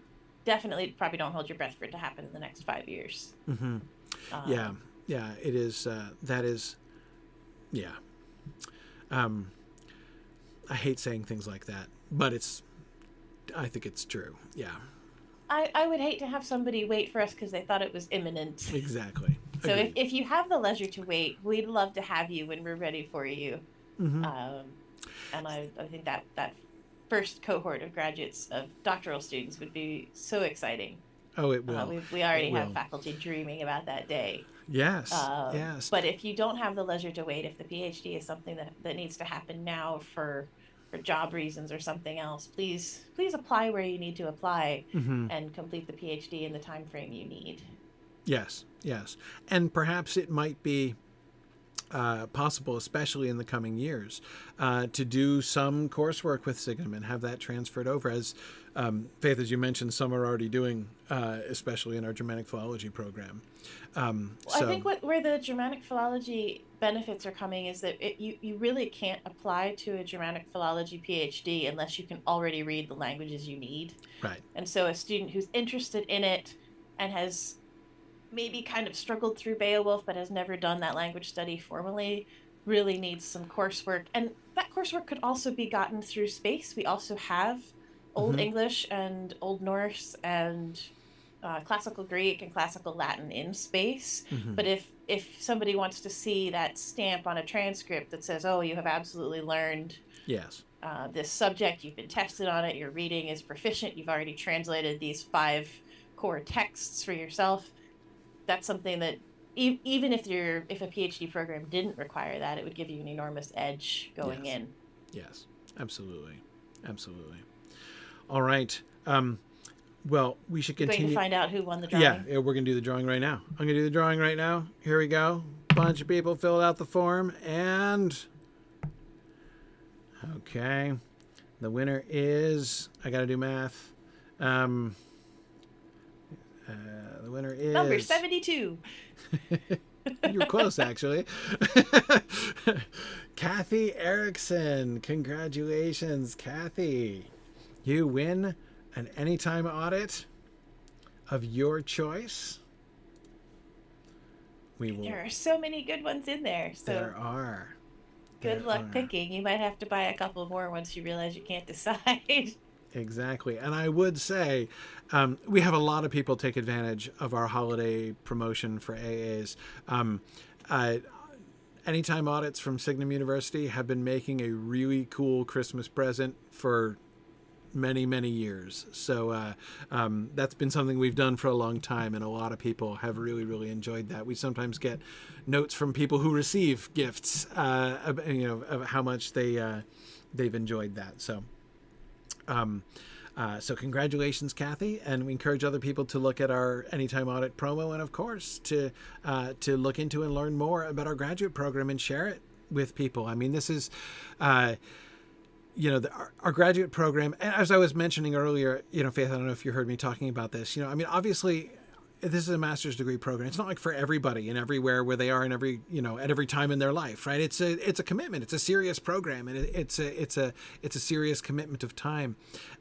So it isn't for everybody, but the people who are looking for a master's, we know that our master's degree program it's not going to apply to everybody, right?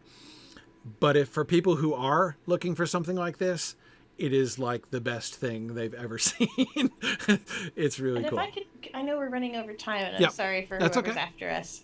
But if I could add to that, one of the really wonderful things about an Anytime Audit is that you can get a little bit of a grasp on a class and see if it's the kind of teaching that you would enjoy for a much lower price than the actual class. Yes. But we also have discussion audits, and some of our discussion audits have moved to the space program, which is doing many of the same things, but in different ways. I think the discussion audit is a wonderful opportunity for somebody who wants a little bit more rigor and a little bit more homework. Discussion audits don't do like the papers, but the reading load is a lot higher. So if you want to keep up and participate in the class discussions, you're probably reading 200 to 300 pages a week as opposed to under 100, I would say, in space. But I think our discussion auditor program is also a great way to get your feet wet if you've been away from school for a while, or you haven't done a humanities class and you just want to see how it goes. We've had a lot of students try that and then decide they want to jump on into the master's program completely or not. And that's also a really good way to do it. So if you're thinking about it, there are a lot of options. And if you email info@signumu.org, there's somebody at the other end of that who would love to talk to you about the different options given your particular life goals and situations. Yep. So I'd really encourage somebody who wants to do more with Signum to look into that and figure out what program and what level is best for them. Absolutely. Well, thank you so much, Faith. Thanks for visiting with us today. Thanks for having me. Yeah, exciting things going on, though, as we said, mostly below the surface. But and thank you, of course, for all the wonderful work that you have done. You have been working so tirelessly all year long, and it has been enormously appreciated. And someday people will. That's the duck part. That's the duck. You're still getting very tired. Exactly. Thank you so much for having me, Corey. Hello to everybody online, and I hope you're having a wonderful time learning about our programs. Very good. Thank you, Faith. All right. So our last stop on our campus tour is with one of our newest programs, a program that was brand new in this past fiscal year in 2023. And it's a very different kind. You might not have heard about it because unlike all of our other programs we've been talking about, it's not a public-facing program. There aren't courses to sign up for or events to attend. It's been something that happened sort of quietly and behind the scenes. And I welcome here James Tauber, who many of you know. James, of course, I don't know if you heard us talking about you when we were talking about your History of Middle-earth series in space. I did hear. Rob and I was watching, yes. James, welcome. Thank you. Good to be here. Yeah, so go ahead. I was just going to mention I'm also a graduate of the Germanic Philology program that you were just talking about. So, That's right. Got my fingers in lots of pies. That's it. Yeah. Basically, so like the nutshell version of this story is that James was involved in so many things at Signum. We just like asked him to stay. Essentially, that was we're just like, we're going to add an addition for you, James, because you're already living here, so this is going to be good. Anyway, so James, let's talk a little bit about the history of sort of how this came about and what happened. So what we're talking about is a program that is called Eldarian, which was the name of the company that James founded a while back. So do you want to talk a little bit about Eldarian and what it did and kind of the way that your activities kind of developed over time? Absolutely. So I started a company, Eldarian, 15 years ago, named, of course, after the son of Aragorn and Arwen.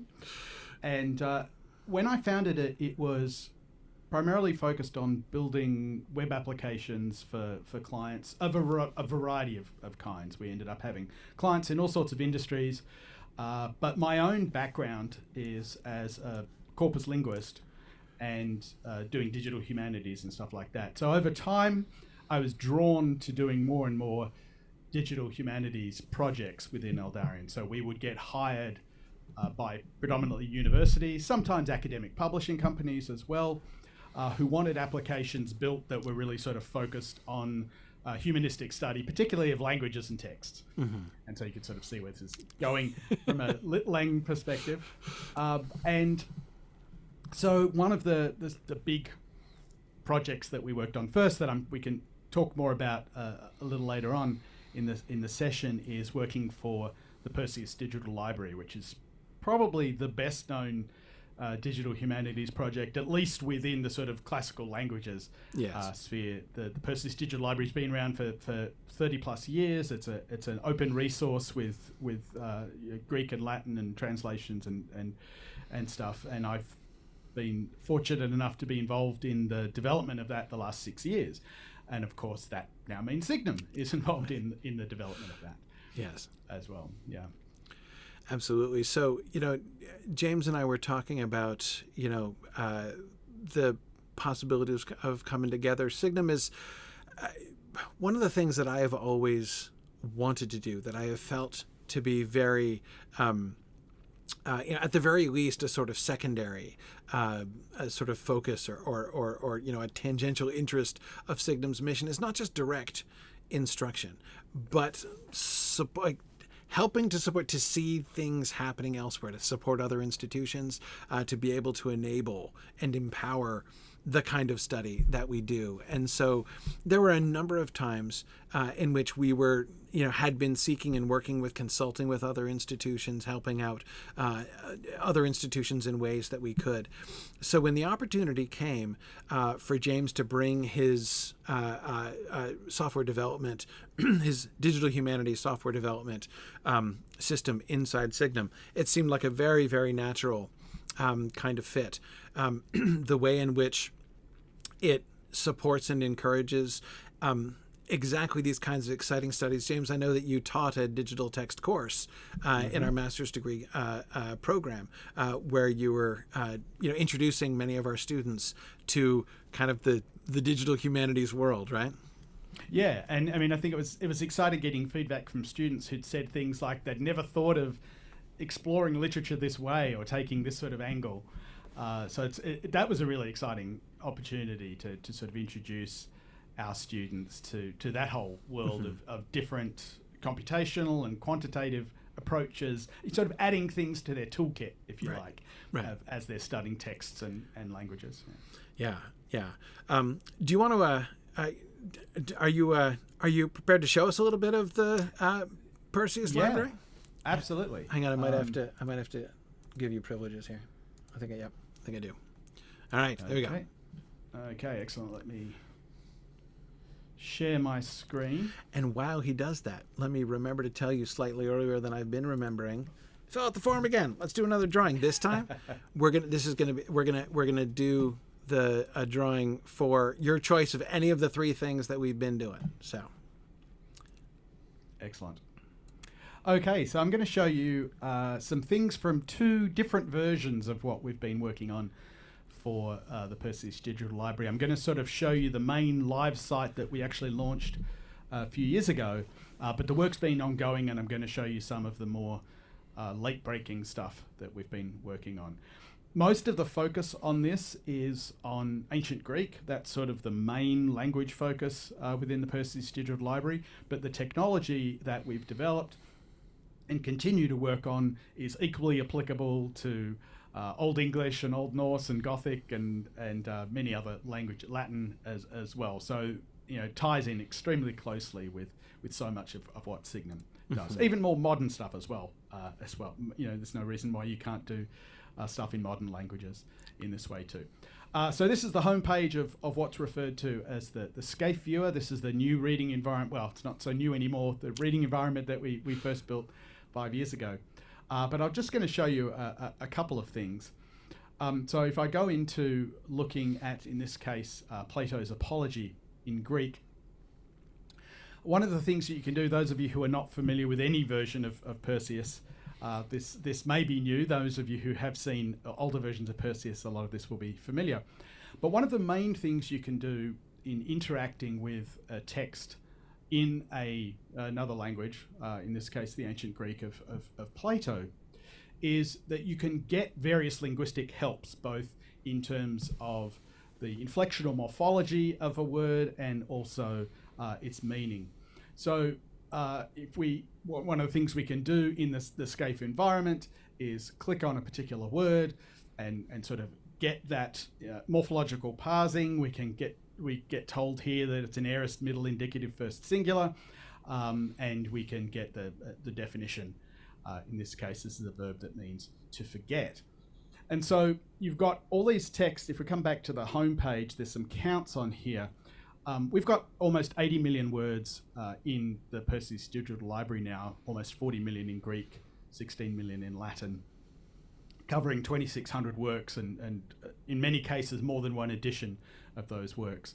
And sort of at the ground layer, the main point of this is giving you access to the texts, and then this sort of scaffolding to help you with the morphology and looking up the words and so on. That's sort of the base layer. That's the sort of stuff that we launched back 5 years ago. But the sort of thing that we've been working on more recently is the next version beyond Scaife of the Perseus Digital Library. This largely came out of a project that was called Beyond Translation, and it was really about exploring going beyond merely providing translations of texts.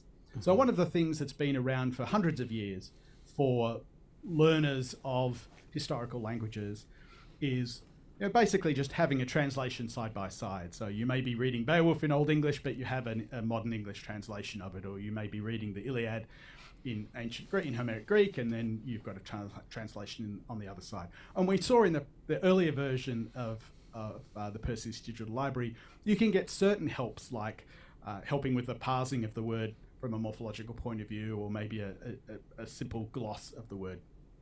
But what we've been doing in this Beyond Translation is trying to add a lot more linguistic information to the text. And importantly, one of the things that we've done in building out this reading environment is drawing on the work of lots of different scholars. So this is something that the project itself wasn't producing the information. We're just sort of bringing it together in a unified reading environment. So one of the things you could do, this is the opening of the Iliad, Homer's Iliad in Greek. And you could do all the stuff you could do before in terms of clicking on individual words to get meanings and so on. But there's a lot of other things that you can do. One of the things you can do, for example, is bring up an interlinear view, where just right in line you can get a transliteration of the word so you know how to pronounce it, what the lemma is, the dictionary form of the word, what part of speech it is, the morphological, morphosyntactic parsing and so on, a gloss. And one of the things that we've also added here, this is Persian. We've actually been working with an academic, she's based in Germany, but she teaches ancient Greek to Persians in Iran. And so it's not just teaching these languages to people that speak English, but other languages as well. And so one of the things that we've been building out is the ability to provide resources in other languages as well. Another thing you can do, which is particularly important for Homer, is metrical annotation. So in Homer, it matters whether syllables are long and short and where the caesura is and all sorts of things like that. And a scholar, David Chamberlain, did all that analysis of Homer and made it freely available. We were able to bring it into this reading environment. So if you're wondering how to do the scansion of a particular line of Homer, you can jump straight to that. You can also interact with dictionaries. So I can show you down here. If I click on a particular word here, we can actually bring up the entry for that word in various dictionaries like the LSJ, a very, very common dictionary for ancient Greek. So you've got access to the actual dictionary entries right here in the reading environment. Another thing you can do is look at translation alignment. So one of the things that we're increasingly doing, going beyond simply showing side-by-side translations, but enabling you to actually hover over a word in a particular language and see what it corresponds to in the translation. This sort of alignment between translations is something that we now support. And then finally, in cases where this has been done for the text, we also have syntax trees. So not only the sort of morphological information on the word itself, but the grammatical relationships between words can be shown. So you can actually hover over the verb and see that Mainen is the object of that verb and so on. And it's both shown here in this interlinear form, along with the translation in English and Persian, but you can also see the sort of syntax tree here. And so these are the kind of things we're bringing together, all these different resources to really help people dive deep in a better understanding of these historical languages, and also lowering the bar to get going right in the sort of authentic texts. One of the things that's always a challenge is if you're motivated to read a particular text, whether it be the Iliad or Beowulf in Old English and so on, you want to get to that as soon as possible, but there's a lot you need to know to interact with that text. And so the more that we can do to provide that sort of scaffolding and help early on lets people dive into the text that they're motivated to read as early as possible. So that's the sort of stuff that we're doing, that Signum is doing for the Perseus Digital Library and for language learners around the world, and just an example of the sort of broader digital humanities consulting work that we're doing. Yeah, this is, of course, I knew of the Perseus project from when I was in graduate school, the Perseus librarian. It's so exciting to see this stuff and to see the things that you're doing. I mean, I think you can see, thinking of what I was just talking about with Faith, about why we've always been the language and literature department, right? Bringing together literature and language, and to be able to, the work that you are doing to empower people to bring the understanding of the language and the understanding of the literature together. That metrical thing, man, I am so excited. It's one of my life goals. Like, it's one of my life goals to understand Homeric quantitative meter. Like, I don't get it. I still don't get it. But like before I die, I want to be able to hear a line of Homer read aloud and like hear the meter. Well, okay. Yeah. So I'll get to that in a moment. I just wanted to quickly show, I forgot to mention to people, we also do have like manuscript browsing side by side with the text. So you even down to identifying where in the manuscript a particular line occurs. So you have the text on the left-hand side. I just clicked on a line and you can see it highlighted in the right, where on the manuscript it is. And obviously you can zoom into the manuscript and read it and so on. So this only exists at the moment for the Iliad, but obviously you can imagine with things like the Beowulf manuscript and so on. But let me just quickly show you. I didn't actually mention at the time, you'll see this audio widget here. We do actually have a recording of David Chamberlain, the person that did the metrical analysis, doing a recitation as well. So you can simultaneously, you want to listen to any line read, you can listen to it and see the analysis side by side. So hopefully hopefully, Corey, this can help you on the path to your dream. Exactly. Sooner rather than later. Exactly. Yeah. No, I've become fascinated by, I've been doing some Greek learning, and I've been fascinated by trying to understand Greek syntax, and I'm finally coming to understand what the middle voice is and all that kind of thing. I think I finally figured out what the aorist tense is. That took me a while, but I'm in early days in my understanding of Greek. But no, it's, again, building these kind of tools is fun. And speaking of building tools, I know we're running out of time, but of course, one of the other things that has been just so wonderful and so important for Signum, for having Eldarion and James in-house at Signum, has been the development of our systems. I already mentioned with Rob, the transformational effect of having our BlackBerry registration system available. And that was something, James, that you have built. So we have two systems, one called Goldberry and one called Blackberry.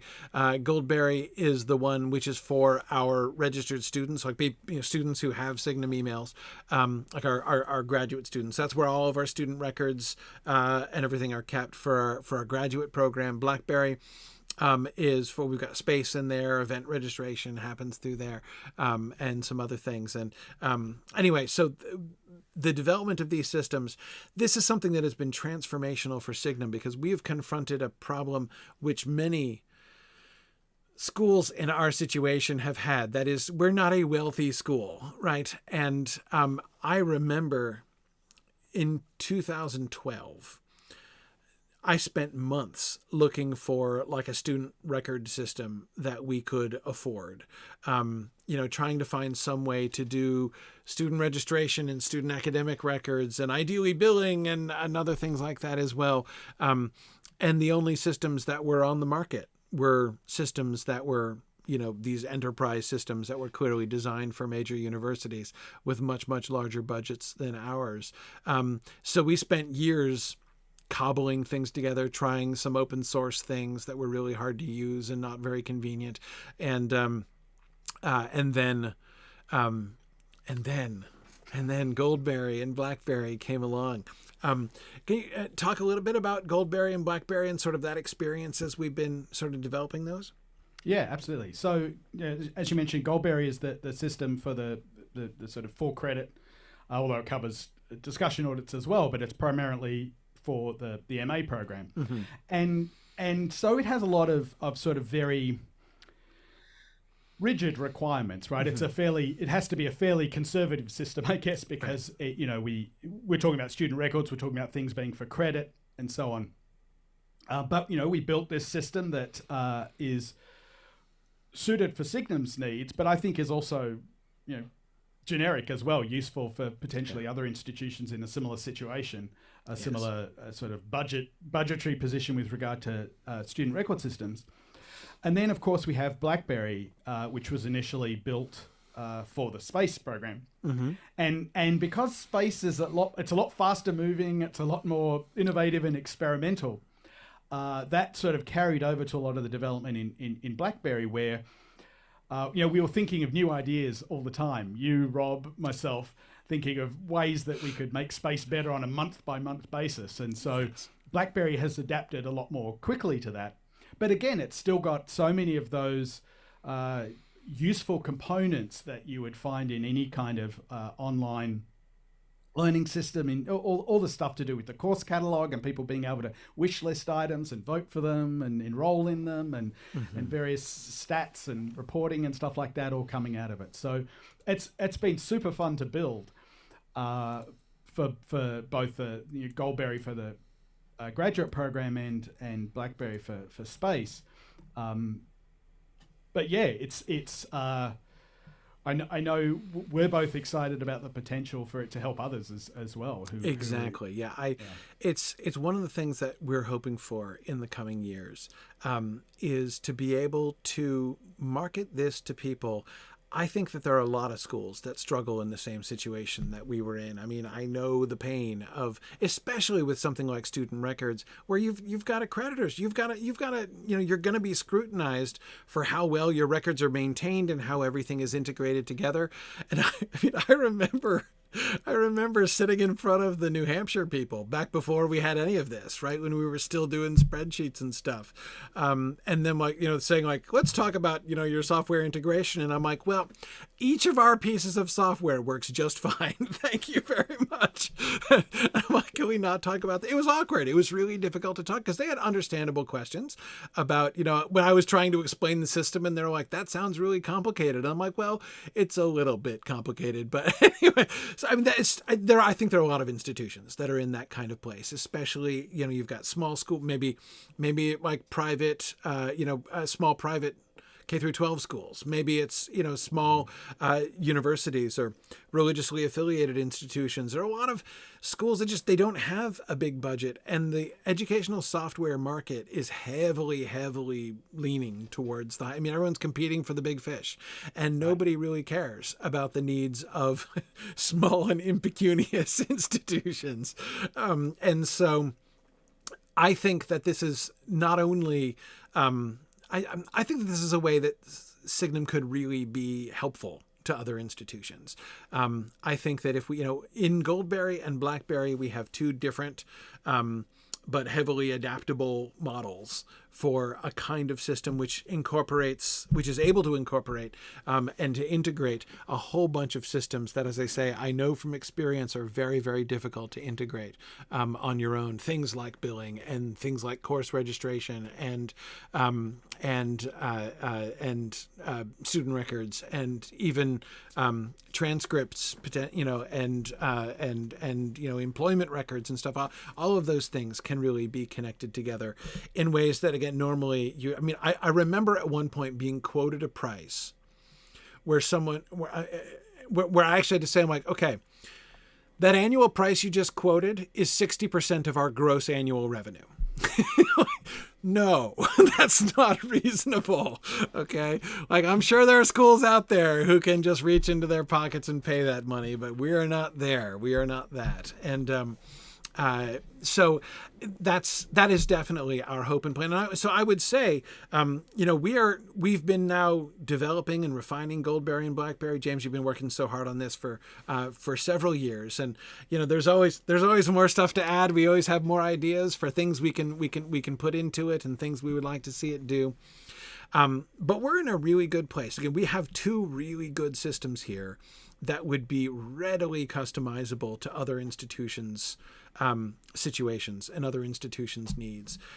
What we would love to see, and I would just invite people who are attending, if you happen to know of anyone where this might be relevant, we would love to find a school, a small school that has this sort of a need that we could partner with to sort of show them what's possible. Because, of course, always the difficulty with trying to offer this sort of service to other people when you're brand new at this and nobody knows who you are, is what we really want is, other than our own, we can show the success that we've had with it. But then again, we would say that, wouldn't we? We would love to partner with someone to be able to show them and to show other people what we're capable of doing and how some of these systems can really solve a lot of institutions' problems. In some ways, I know, it may seem that developing a registration and student record system for schools doesn't seem like, how does that meet the educational mission of Signum University, right? But I know from experience how much that impacts the ability of the institution to, if we can help to empower institutions to do what they do, to do their teaching, that kind of service is, I think, really, really important and would be enormously valuable to lots of people. And we'd love to be able to help folks with this. So if anybody has any suggestions, reach out, let me know. We'd be happy to talk about it. We would love to, again, find a partner. We could just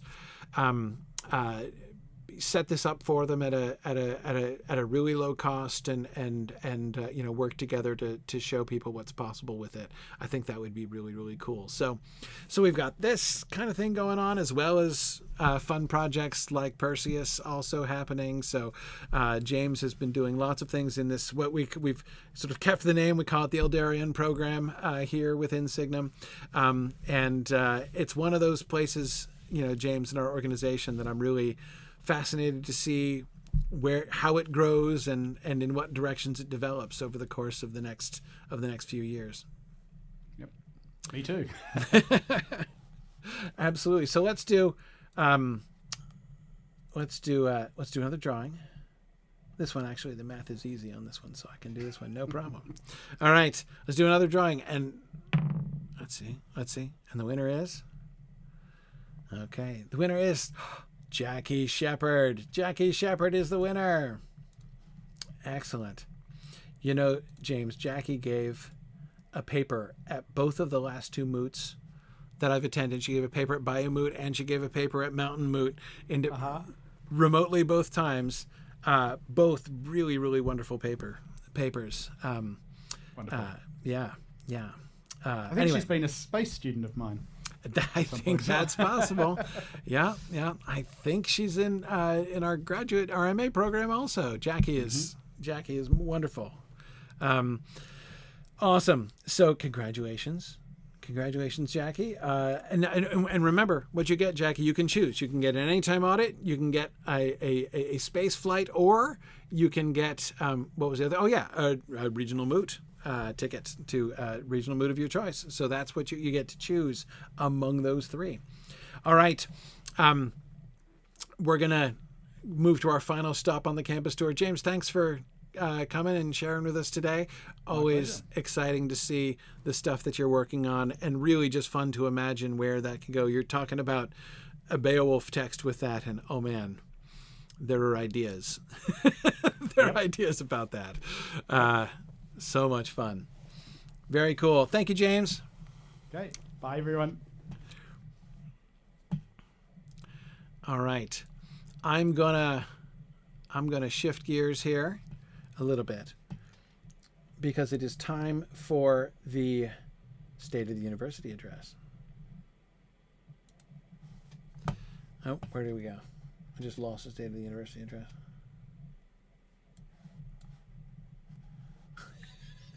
Hang on. I gotta find the State of the University address. Oh, no, I see the problem. This is still in display mode, and so it's panicking about that. Okay. There we go. Excellent.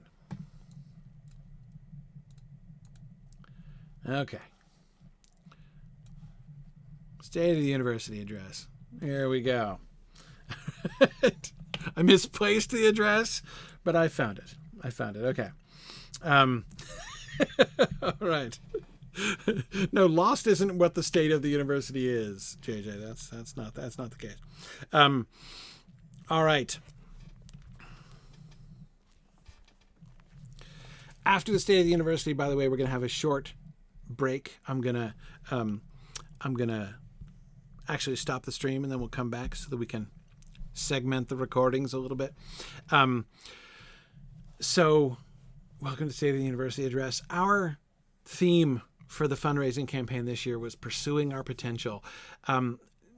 Calendar year 2023 has been a lot. Let me just put it that way. 2023 has been a lot, and you've gotten a picture of some of that. I mean, certainly, you heard Faith and I talking about the accreditation process, which has been intense this past year. Anyway, it's been a lot, but what it has been a really important growth process. Signum has so much potential, and we are, I think, I'll talk about this a little bit more, but my conviction is that Signum's been going through a lot of growing pains. There's been pain this year. It's been growing pain. If you've ever been involved in a startup, you know that there comes a moment, right? There comes a point when all of a sudden things have changed, or rather things need to change, right? Usually it's about growth, right? When you've grown to a particular point in the startup mode, right? You've got a small number of people working together, and everything's pretty casual, right? You don't really have like set job descriptions maybe necessarily, right? It's, and, so you can be kind of casual and loose with things, and everything's kind of, sort of easygoing, and nobody feels the need to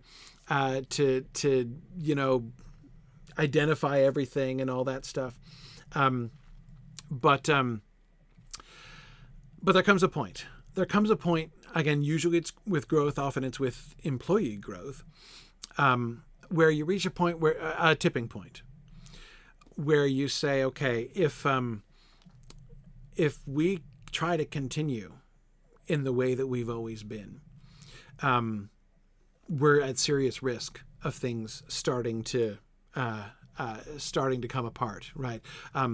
Our efficiency is going to break down. We're at risk of losing our focus as an institution.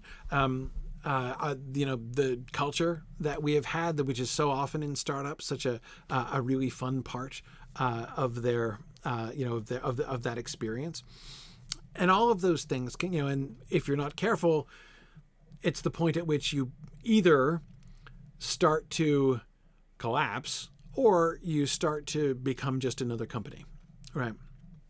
And you lose that thing that made the startup so special, so different. Again, if any of you have had experience with a startup, I think you'll know what I'm talking about when I talk about that moment. Early, really end of 2022, I began to feel that we were approaching that moment at Signum. Now, at Signum, it's been kind of different. It's been kind of different because we're a nonprofit, so it's not like the same environment as like a for-profit, startup. For one thing, ours, instead of a small dedicated group of entrepreneurs, working off of startup capital to build this new thing, we had a larger number of volunteers who were all contributing out of their passion and from their experience in various different ways. The number of people we've had working with us at Signum, just the number of humans contributing, has always been larger than your average startup, because that's how we've been. But still, in our own separate and different way, I began to sense that we were reaching that point, that in order to reach our potential, we had to, not even just about making changes. We had to be deliberate about it. We had to set out to pursue that potential. It wasn't just going to happen. We couldn't just continue the way we'd been. We couldn't, even though that's really attractive in a lot of ways, right? To just continue, right? When you've loved the way that things have been. And so it's possible to kind of blind yourself to the need to continue saying to yourself, oh, it's been awesome. Let's keep doing more of it. But if you're not careful and if you're not deliberate, it's not going to remain awesome. And that's just the reality of how these things are. So the first thing I did when I was sort of realizing this is that I wanted to, of those three things, efficiency, focus, and culture, the first thing I wanted to focus on was focus, ironically. That is, I went back to essentials. We have a mission statement. We've had a mission statement. But our mission statement describes what we do. The thing that I wanted to, the first step that I made when I was feeling that we're kind of coming to this point of transition, and that has been the main thing institutionally speaking, that's what this past year, that's what 2023 has been about Signum working through that necessary growth. And it's not over, right? We're still working, but sort of moving forward with that.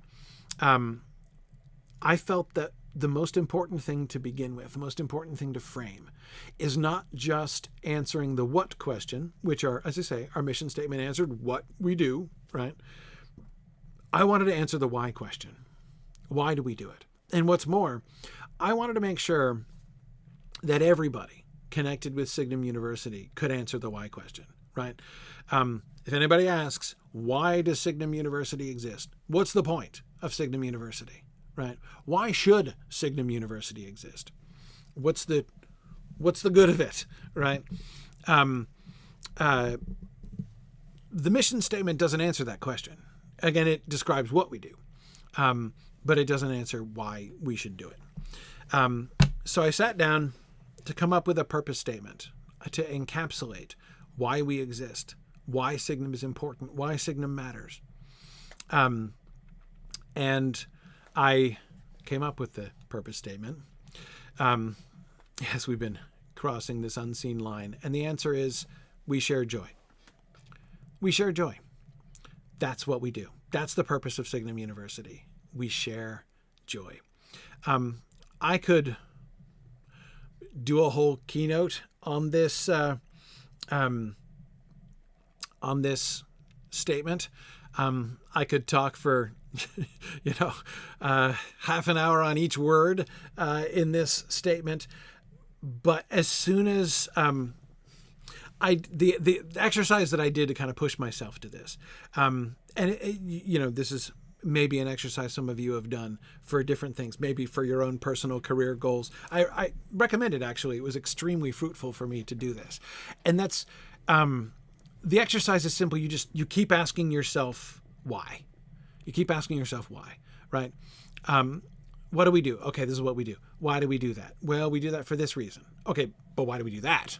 Right? Well, we do that for this other reason. Well, why does that matter? Right? And you keep asking why until you get down to what you realize. And often we're good at not thinking this through, right? We don't really acknowledge these things.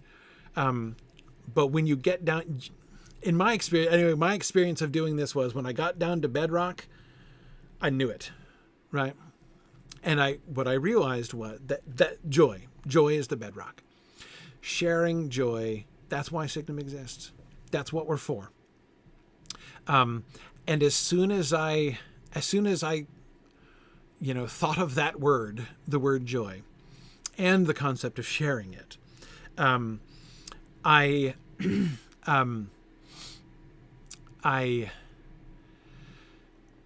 realized that it's like when you've come to a good reading of a text, when you're trying to figure out what's going on in a passage and you finally see the pattern, right? When it all kind of gels and you can see a reading which, once you see it, helps make sense of everything else, right? And I was like, yeah, no, that's the pattern. That's what we do. Then that's why we do it. What motivates me to start new programs? Why do we do the things that we do? And this is something people have asked, right? Hey, aren't y'all a university? You have a graduate program. Okay, that's like quasi-normal, but I say quasi because we don't have an undergraduate program, and that's what makes it abnormal. But anyway, it's quasi-normal. Why would you launch a space program? Why would you launch the adult education program, right? Why do you spend so much time going around to regional moots, right? Why do you, why are you launching this new program you're going to launch in like 15 minutes? Why do you do all these things? Answer, because we share joy. And that's the point. That's what we do. It is the perfect frame for everything that Signum is. And as we have turned to confronting the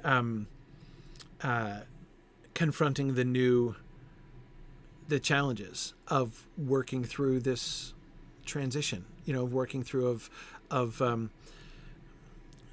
growing up, as we mentioned earlier, adulting, like it's time for us to do more adulting is one of the metaphors I have often used about this as well. This has been the heart of the focus, to always keep firmly in mind the point of Signum University is to share joy. Now, let me show you about the transitional moment that 2023 has been in a different way. This time I'm going to show it to you with bar graphs. As is traditional, I'd like to do a little update about our financial situation. This is what I shared with you last year. This is the trend of our total revenue over the last 4 years. As you may remember from last year, it was like modest growth, right? Like 10% growth ish between 2019 and 2020. And then we got this big growth, right? A 30% growth into fiscal year 2021. And then we got, almost 50% growth going into fiscal year 22. So we have this rising curve, which is really, really exciting. And, looking at this, and when we were looking at this last year and stuff, there's always the question, like, so, that curve isn't sustainable, is it? Like, we're not going to continue like this, not only growing every year, but the rate of growth growing every year, right? We're talking about not only the first, but the second differential, right? To reach back to my fond memories of calculus. I'm like, that can't continue in that way, right? That's gotta change. And it did, but not the way you might think. Here's fiscal year 2023, where our total revenue has actually grown by more than 100%, about 110%. Now, a big part of this is the merger with James's Eldarion Group. The revenue that Eldarion was receiving through things like educational grants, through a partnership with Tufts University for Perseus, for instance, is one way in which we earn revenue through Eldarion. That was a big chunk, but not the only chunk. Like, that does not explain that whole jump that was made. It's crazy, actually. And again, if any of you have run businesses before, you know that a jump like this is very exciting, but also very challenging, actually. It brings its own set of challenges. So, for instance, here's another set of numbers that I've been sharing for a few years, because this is something that's super important to us at Signum, and that is the increase of staff pay, right? As you know, running a business, there's nothing I love better than paying people. I love hiring people and paying people. And this was something that was an issue for us, back in fiscal year 19 and 20. We were still we were paying our faculty, but most of our staff was still volunteer. And so you'll remember over the last couple of years, I've been talking about this, how we've been working on increasing, decreasing. Well, I hate to say decreasing volunteer hours. It's not like we don't want people. There's still people who volunteer, who say, "Hey, I love what you're doing. I don't need pay, but I would love to get involved." I'm not going to say no. People come and do that. So again, it's not like we're trying to kick those people out. The point is, there were a lot of people in the early days who were like, "I believe in what is going on here at Signum. I do need pay eventually, but I'm happy to begin working for free, working as a volunteer." And it's those people that we wanted to bring in and be able to begin paying. How many employees of Signum are there? Rare. No, about 50 or so right now. Anyway, but this is through last year. So as you can imagine, right, this year grew. The 2023 effect, we had an even larger percentage increase of our staff pay than we had of our total revenue. And it's, anyway, it's a lot, right? It's a lot. So, but as I say, I was,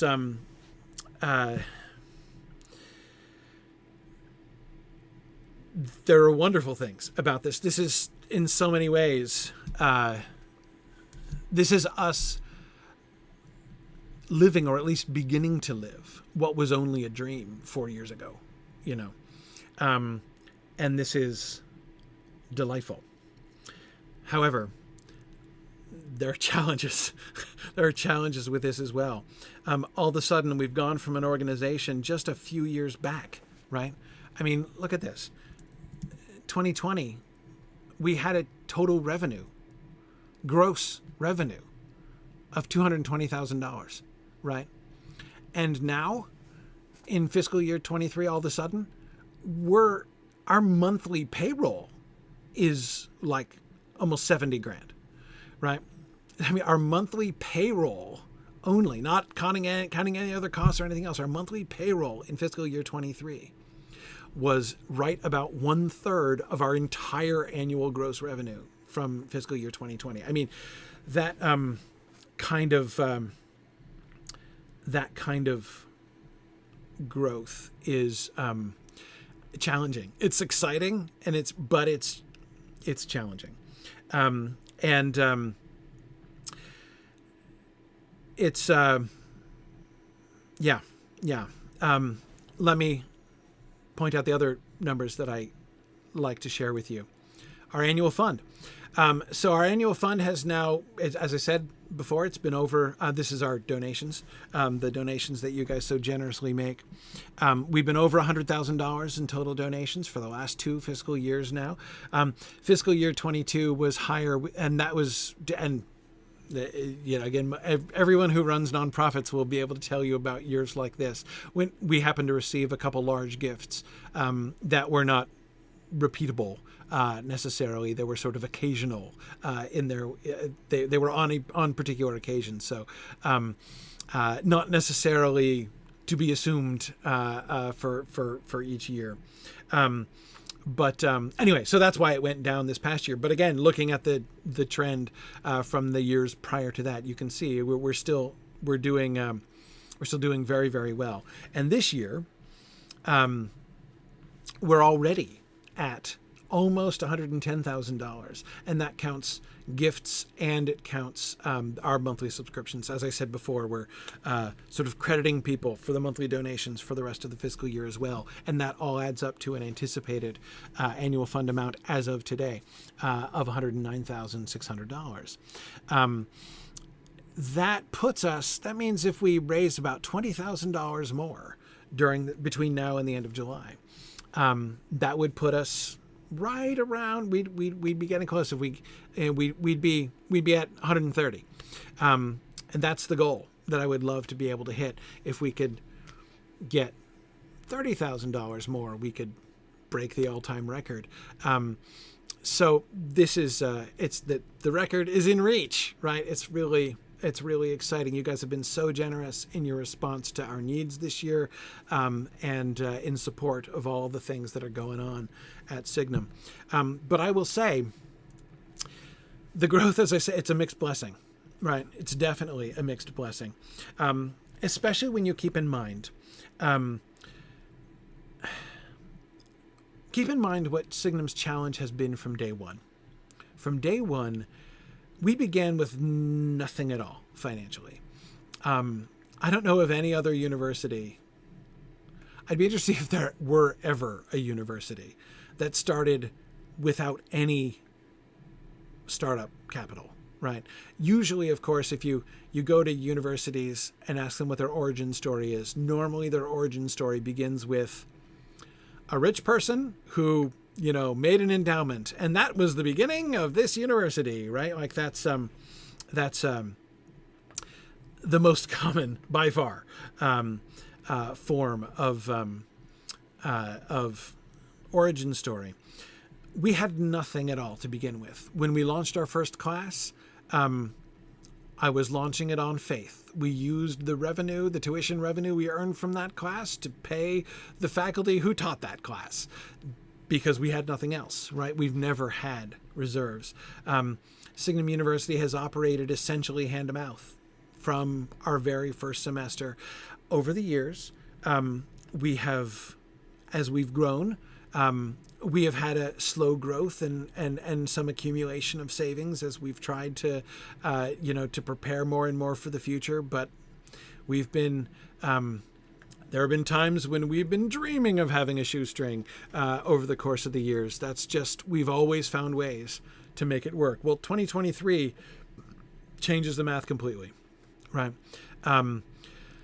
Just remember that growth curve, right? And one of the things that it means is when your revenue is growing by 30% and then 50% and then 110%, the little bit of savings that you grew to try to build up a contingency fund means less and less every year, right?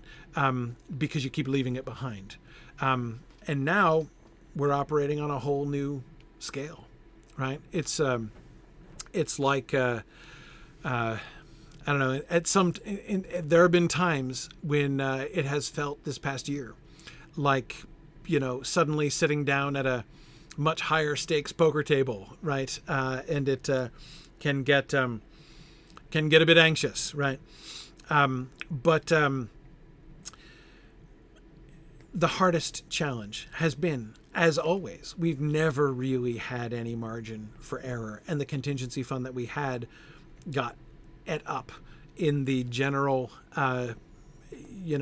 fluctuations of revenue at that scale. What used to be back in the days of having a $200,000 gross revenue, what used to be a fairly comfortable contingency fund, it doesn't last you anything anymore in the new world. So we've been operating with very little margin for error, and then challenges arise. There have been difficult challenges this year. Two things I would mention. One has been, as many of you know from personal experience, through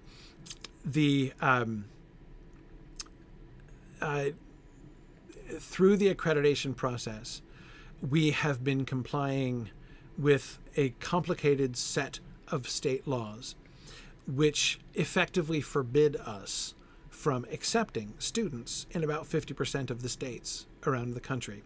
I can't explain to you exactly, well, I can explain to you why that is, but it's a long, sordid, and disreputable story. And I have neither time nor particularly the inclination to tell it right now. But in any case, we have been, and what that has meant is now we are 3 years in for the last 3 years, we have had to turn away 50% of the people who have wanted to take our graduate courses. Our graduate enrollments have begun as a course of that long period of having to turn away so many people who were excited to learn at Signum. Our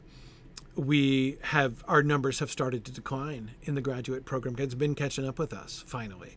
Had we been able to accept all of the wonderful and qualified people who wanted to study with us, our graduate program population would have grown tremendously over the last 3 years. Yeah. Carrie waving her hand from Oregon. Yes, exactly. Anyway, that's begun to hurt financially. That's begun to hurt this year. As we continue persevering, that problem, should we succeed in successfully completing the accreditation review process, that problem will go away. But again, as I said before, we don't know when or if that is going to happen. We can't promise that. So we're, in the meantime, working it through and trying to continue continue through those kinds of challenges. Another thing, the revenue through the Eldarian program has enabled wonderful growth at Signum, but it also has put us in a different world. We're used to our revenue coming in hundreds of small bits from tuition that's being paid by students and registrations from students and things like that. Now we're sending large invoices to companies. And you know what I've discovered? There's a shocking piece of business news for you. Sometimes when you send a large invoice to a client, they don't always pay instantly. It's a sad but certain truth. And there have been some situations arising in which some of our client payments have been tied up in bureaucracy for months. There are two of our two of our clients who have to this day not paid us for 6 months now, and that's, remember I said we don't have any any margin for error. So it's been exhilarating. Neither of these things would be a problem if we had a cushion built, but we don't have a significant cushion anymore. And so we've been operating on this higher tightrope with pretty much no net over the course of this year, and that's been exciting, but perhaps a little bit more excitement than we exactly want. We are Signum we're going to be sort of finding our feet in this new place that we have come to. We're going to be rebuilding a new contingency fund as soon as we can, and it's a good year to be approaching that all-time record for donations. This is something, I reflect on this a lot. It's hard for me not to think about it. I did my undergraduate education at Williams College in Massachusetts. I did my graduate education at Columbia University in New York. And I am sometimes approached by the alumni offices of those two fine organizations asking me for donations. And I'm just like, look, people, okay? Like, I know the size of wonderful institutions. I fully support Williams, Columbia, marvelous, marvelous schools who have billions of dollars in endowment. Billions, literally billions. And I think about the the donations that people make to these institutions, often these sort of prestige donations. And I think of the difference that even a tiny fraction of some of the donations made to some of these larger schools could be at Signum University. This is a time, at this moment, of both the institutional transition I've been talking about and the financial transition I was just describing. This is a wonderful moment for help, for us to build that financial foundation we've never had before, for us to be able to put a solid financial net under the tightrope that we're walking on right now, in order to ensure Signum's continued growth. What we have accomplished at Signum, what we do at Signum, the joy that we share at Signum is real and is important. I think this is something that I am confident that we are going to get to that place. But this is a moment when we need help. And it's hard. There's something, as somebody who has been poor for much of my life and who has been running an institution which has been poor for its entire life, there are some ways in which, I look at charts like this and I'm like, man, we have so much money now. How it's hard to ask for more money when we already have more money. Right? But this is when the support that we need, it's a different kind of support, right? And if we can find it, if we can find, and man, the transformational difference it will make for Signum and for so many people. The joy that has been shared and that will be shared by Signum, the impact, even if it's very often a sort of intangible impact on people's life that we've been making, and what we can continue to do, it's going to be really exciting. So we've been holding strong to this vision of sharing joy as we work through the challenges and opportunities that fiscal year 23 has brought. Last year, we announced the Signum Press and the Signum Studios, and we began to lay some groundwork, did some experimentation, learned a lot of things over this past year.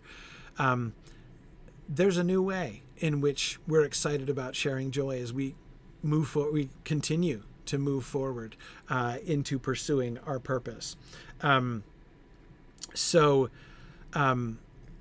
Next, what we're going to do next is we're going to announce the new thing that we've been working on. I am so excited to tell you more about that. It is time to launch officially the Signum Collaboratory. Thank you for all of your attention and support. And again, thank you many, many times. For those of you who would like to make a donation to help support Signum University, signumuniversity.org/donate is the donate form. Anyway, so we'll take a very brief break, and we will return soon in just a few minutes for the explanation and announcement of the collaboratory and the fun projects that are going to come through the Signum Collaboratory as we move forward into another new stage of sharing joy with all of you. All right, so stay tuned. You will get our new vision for sharing joy very soon. And I'm going to stop the stream, and then we'll resume in just a couple minutes. So get a drink, take a quick bio break. We'll be back in just a minute.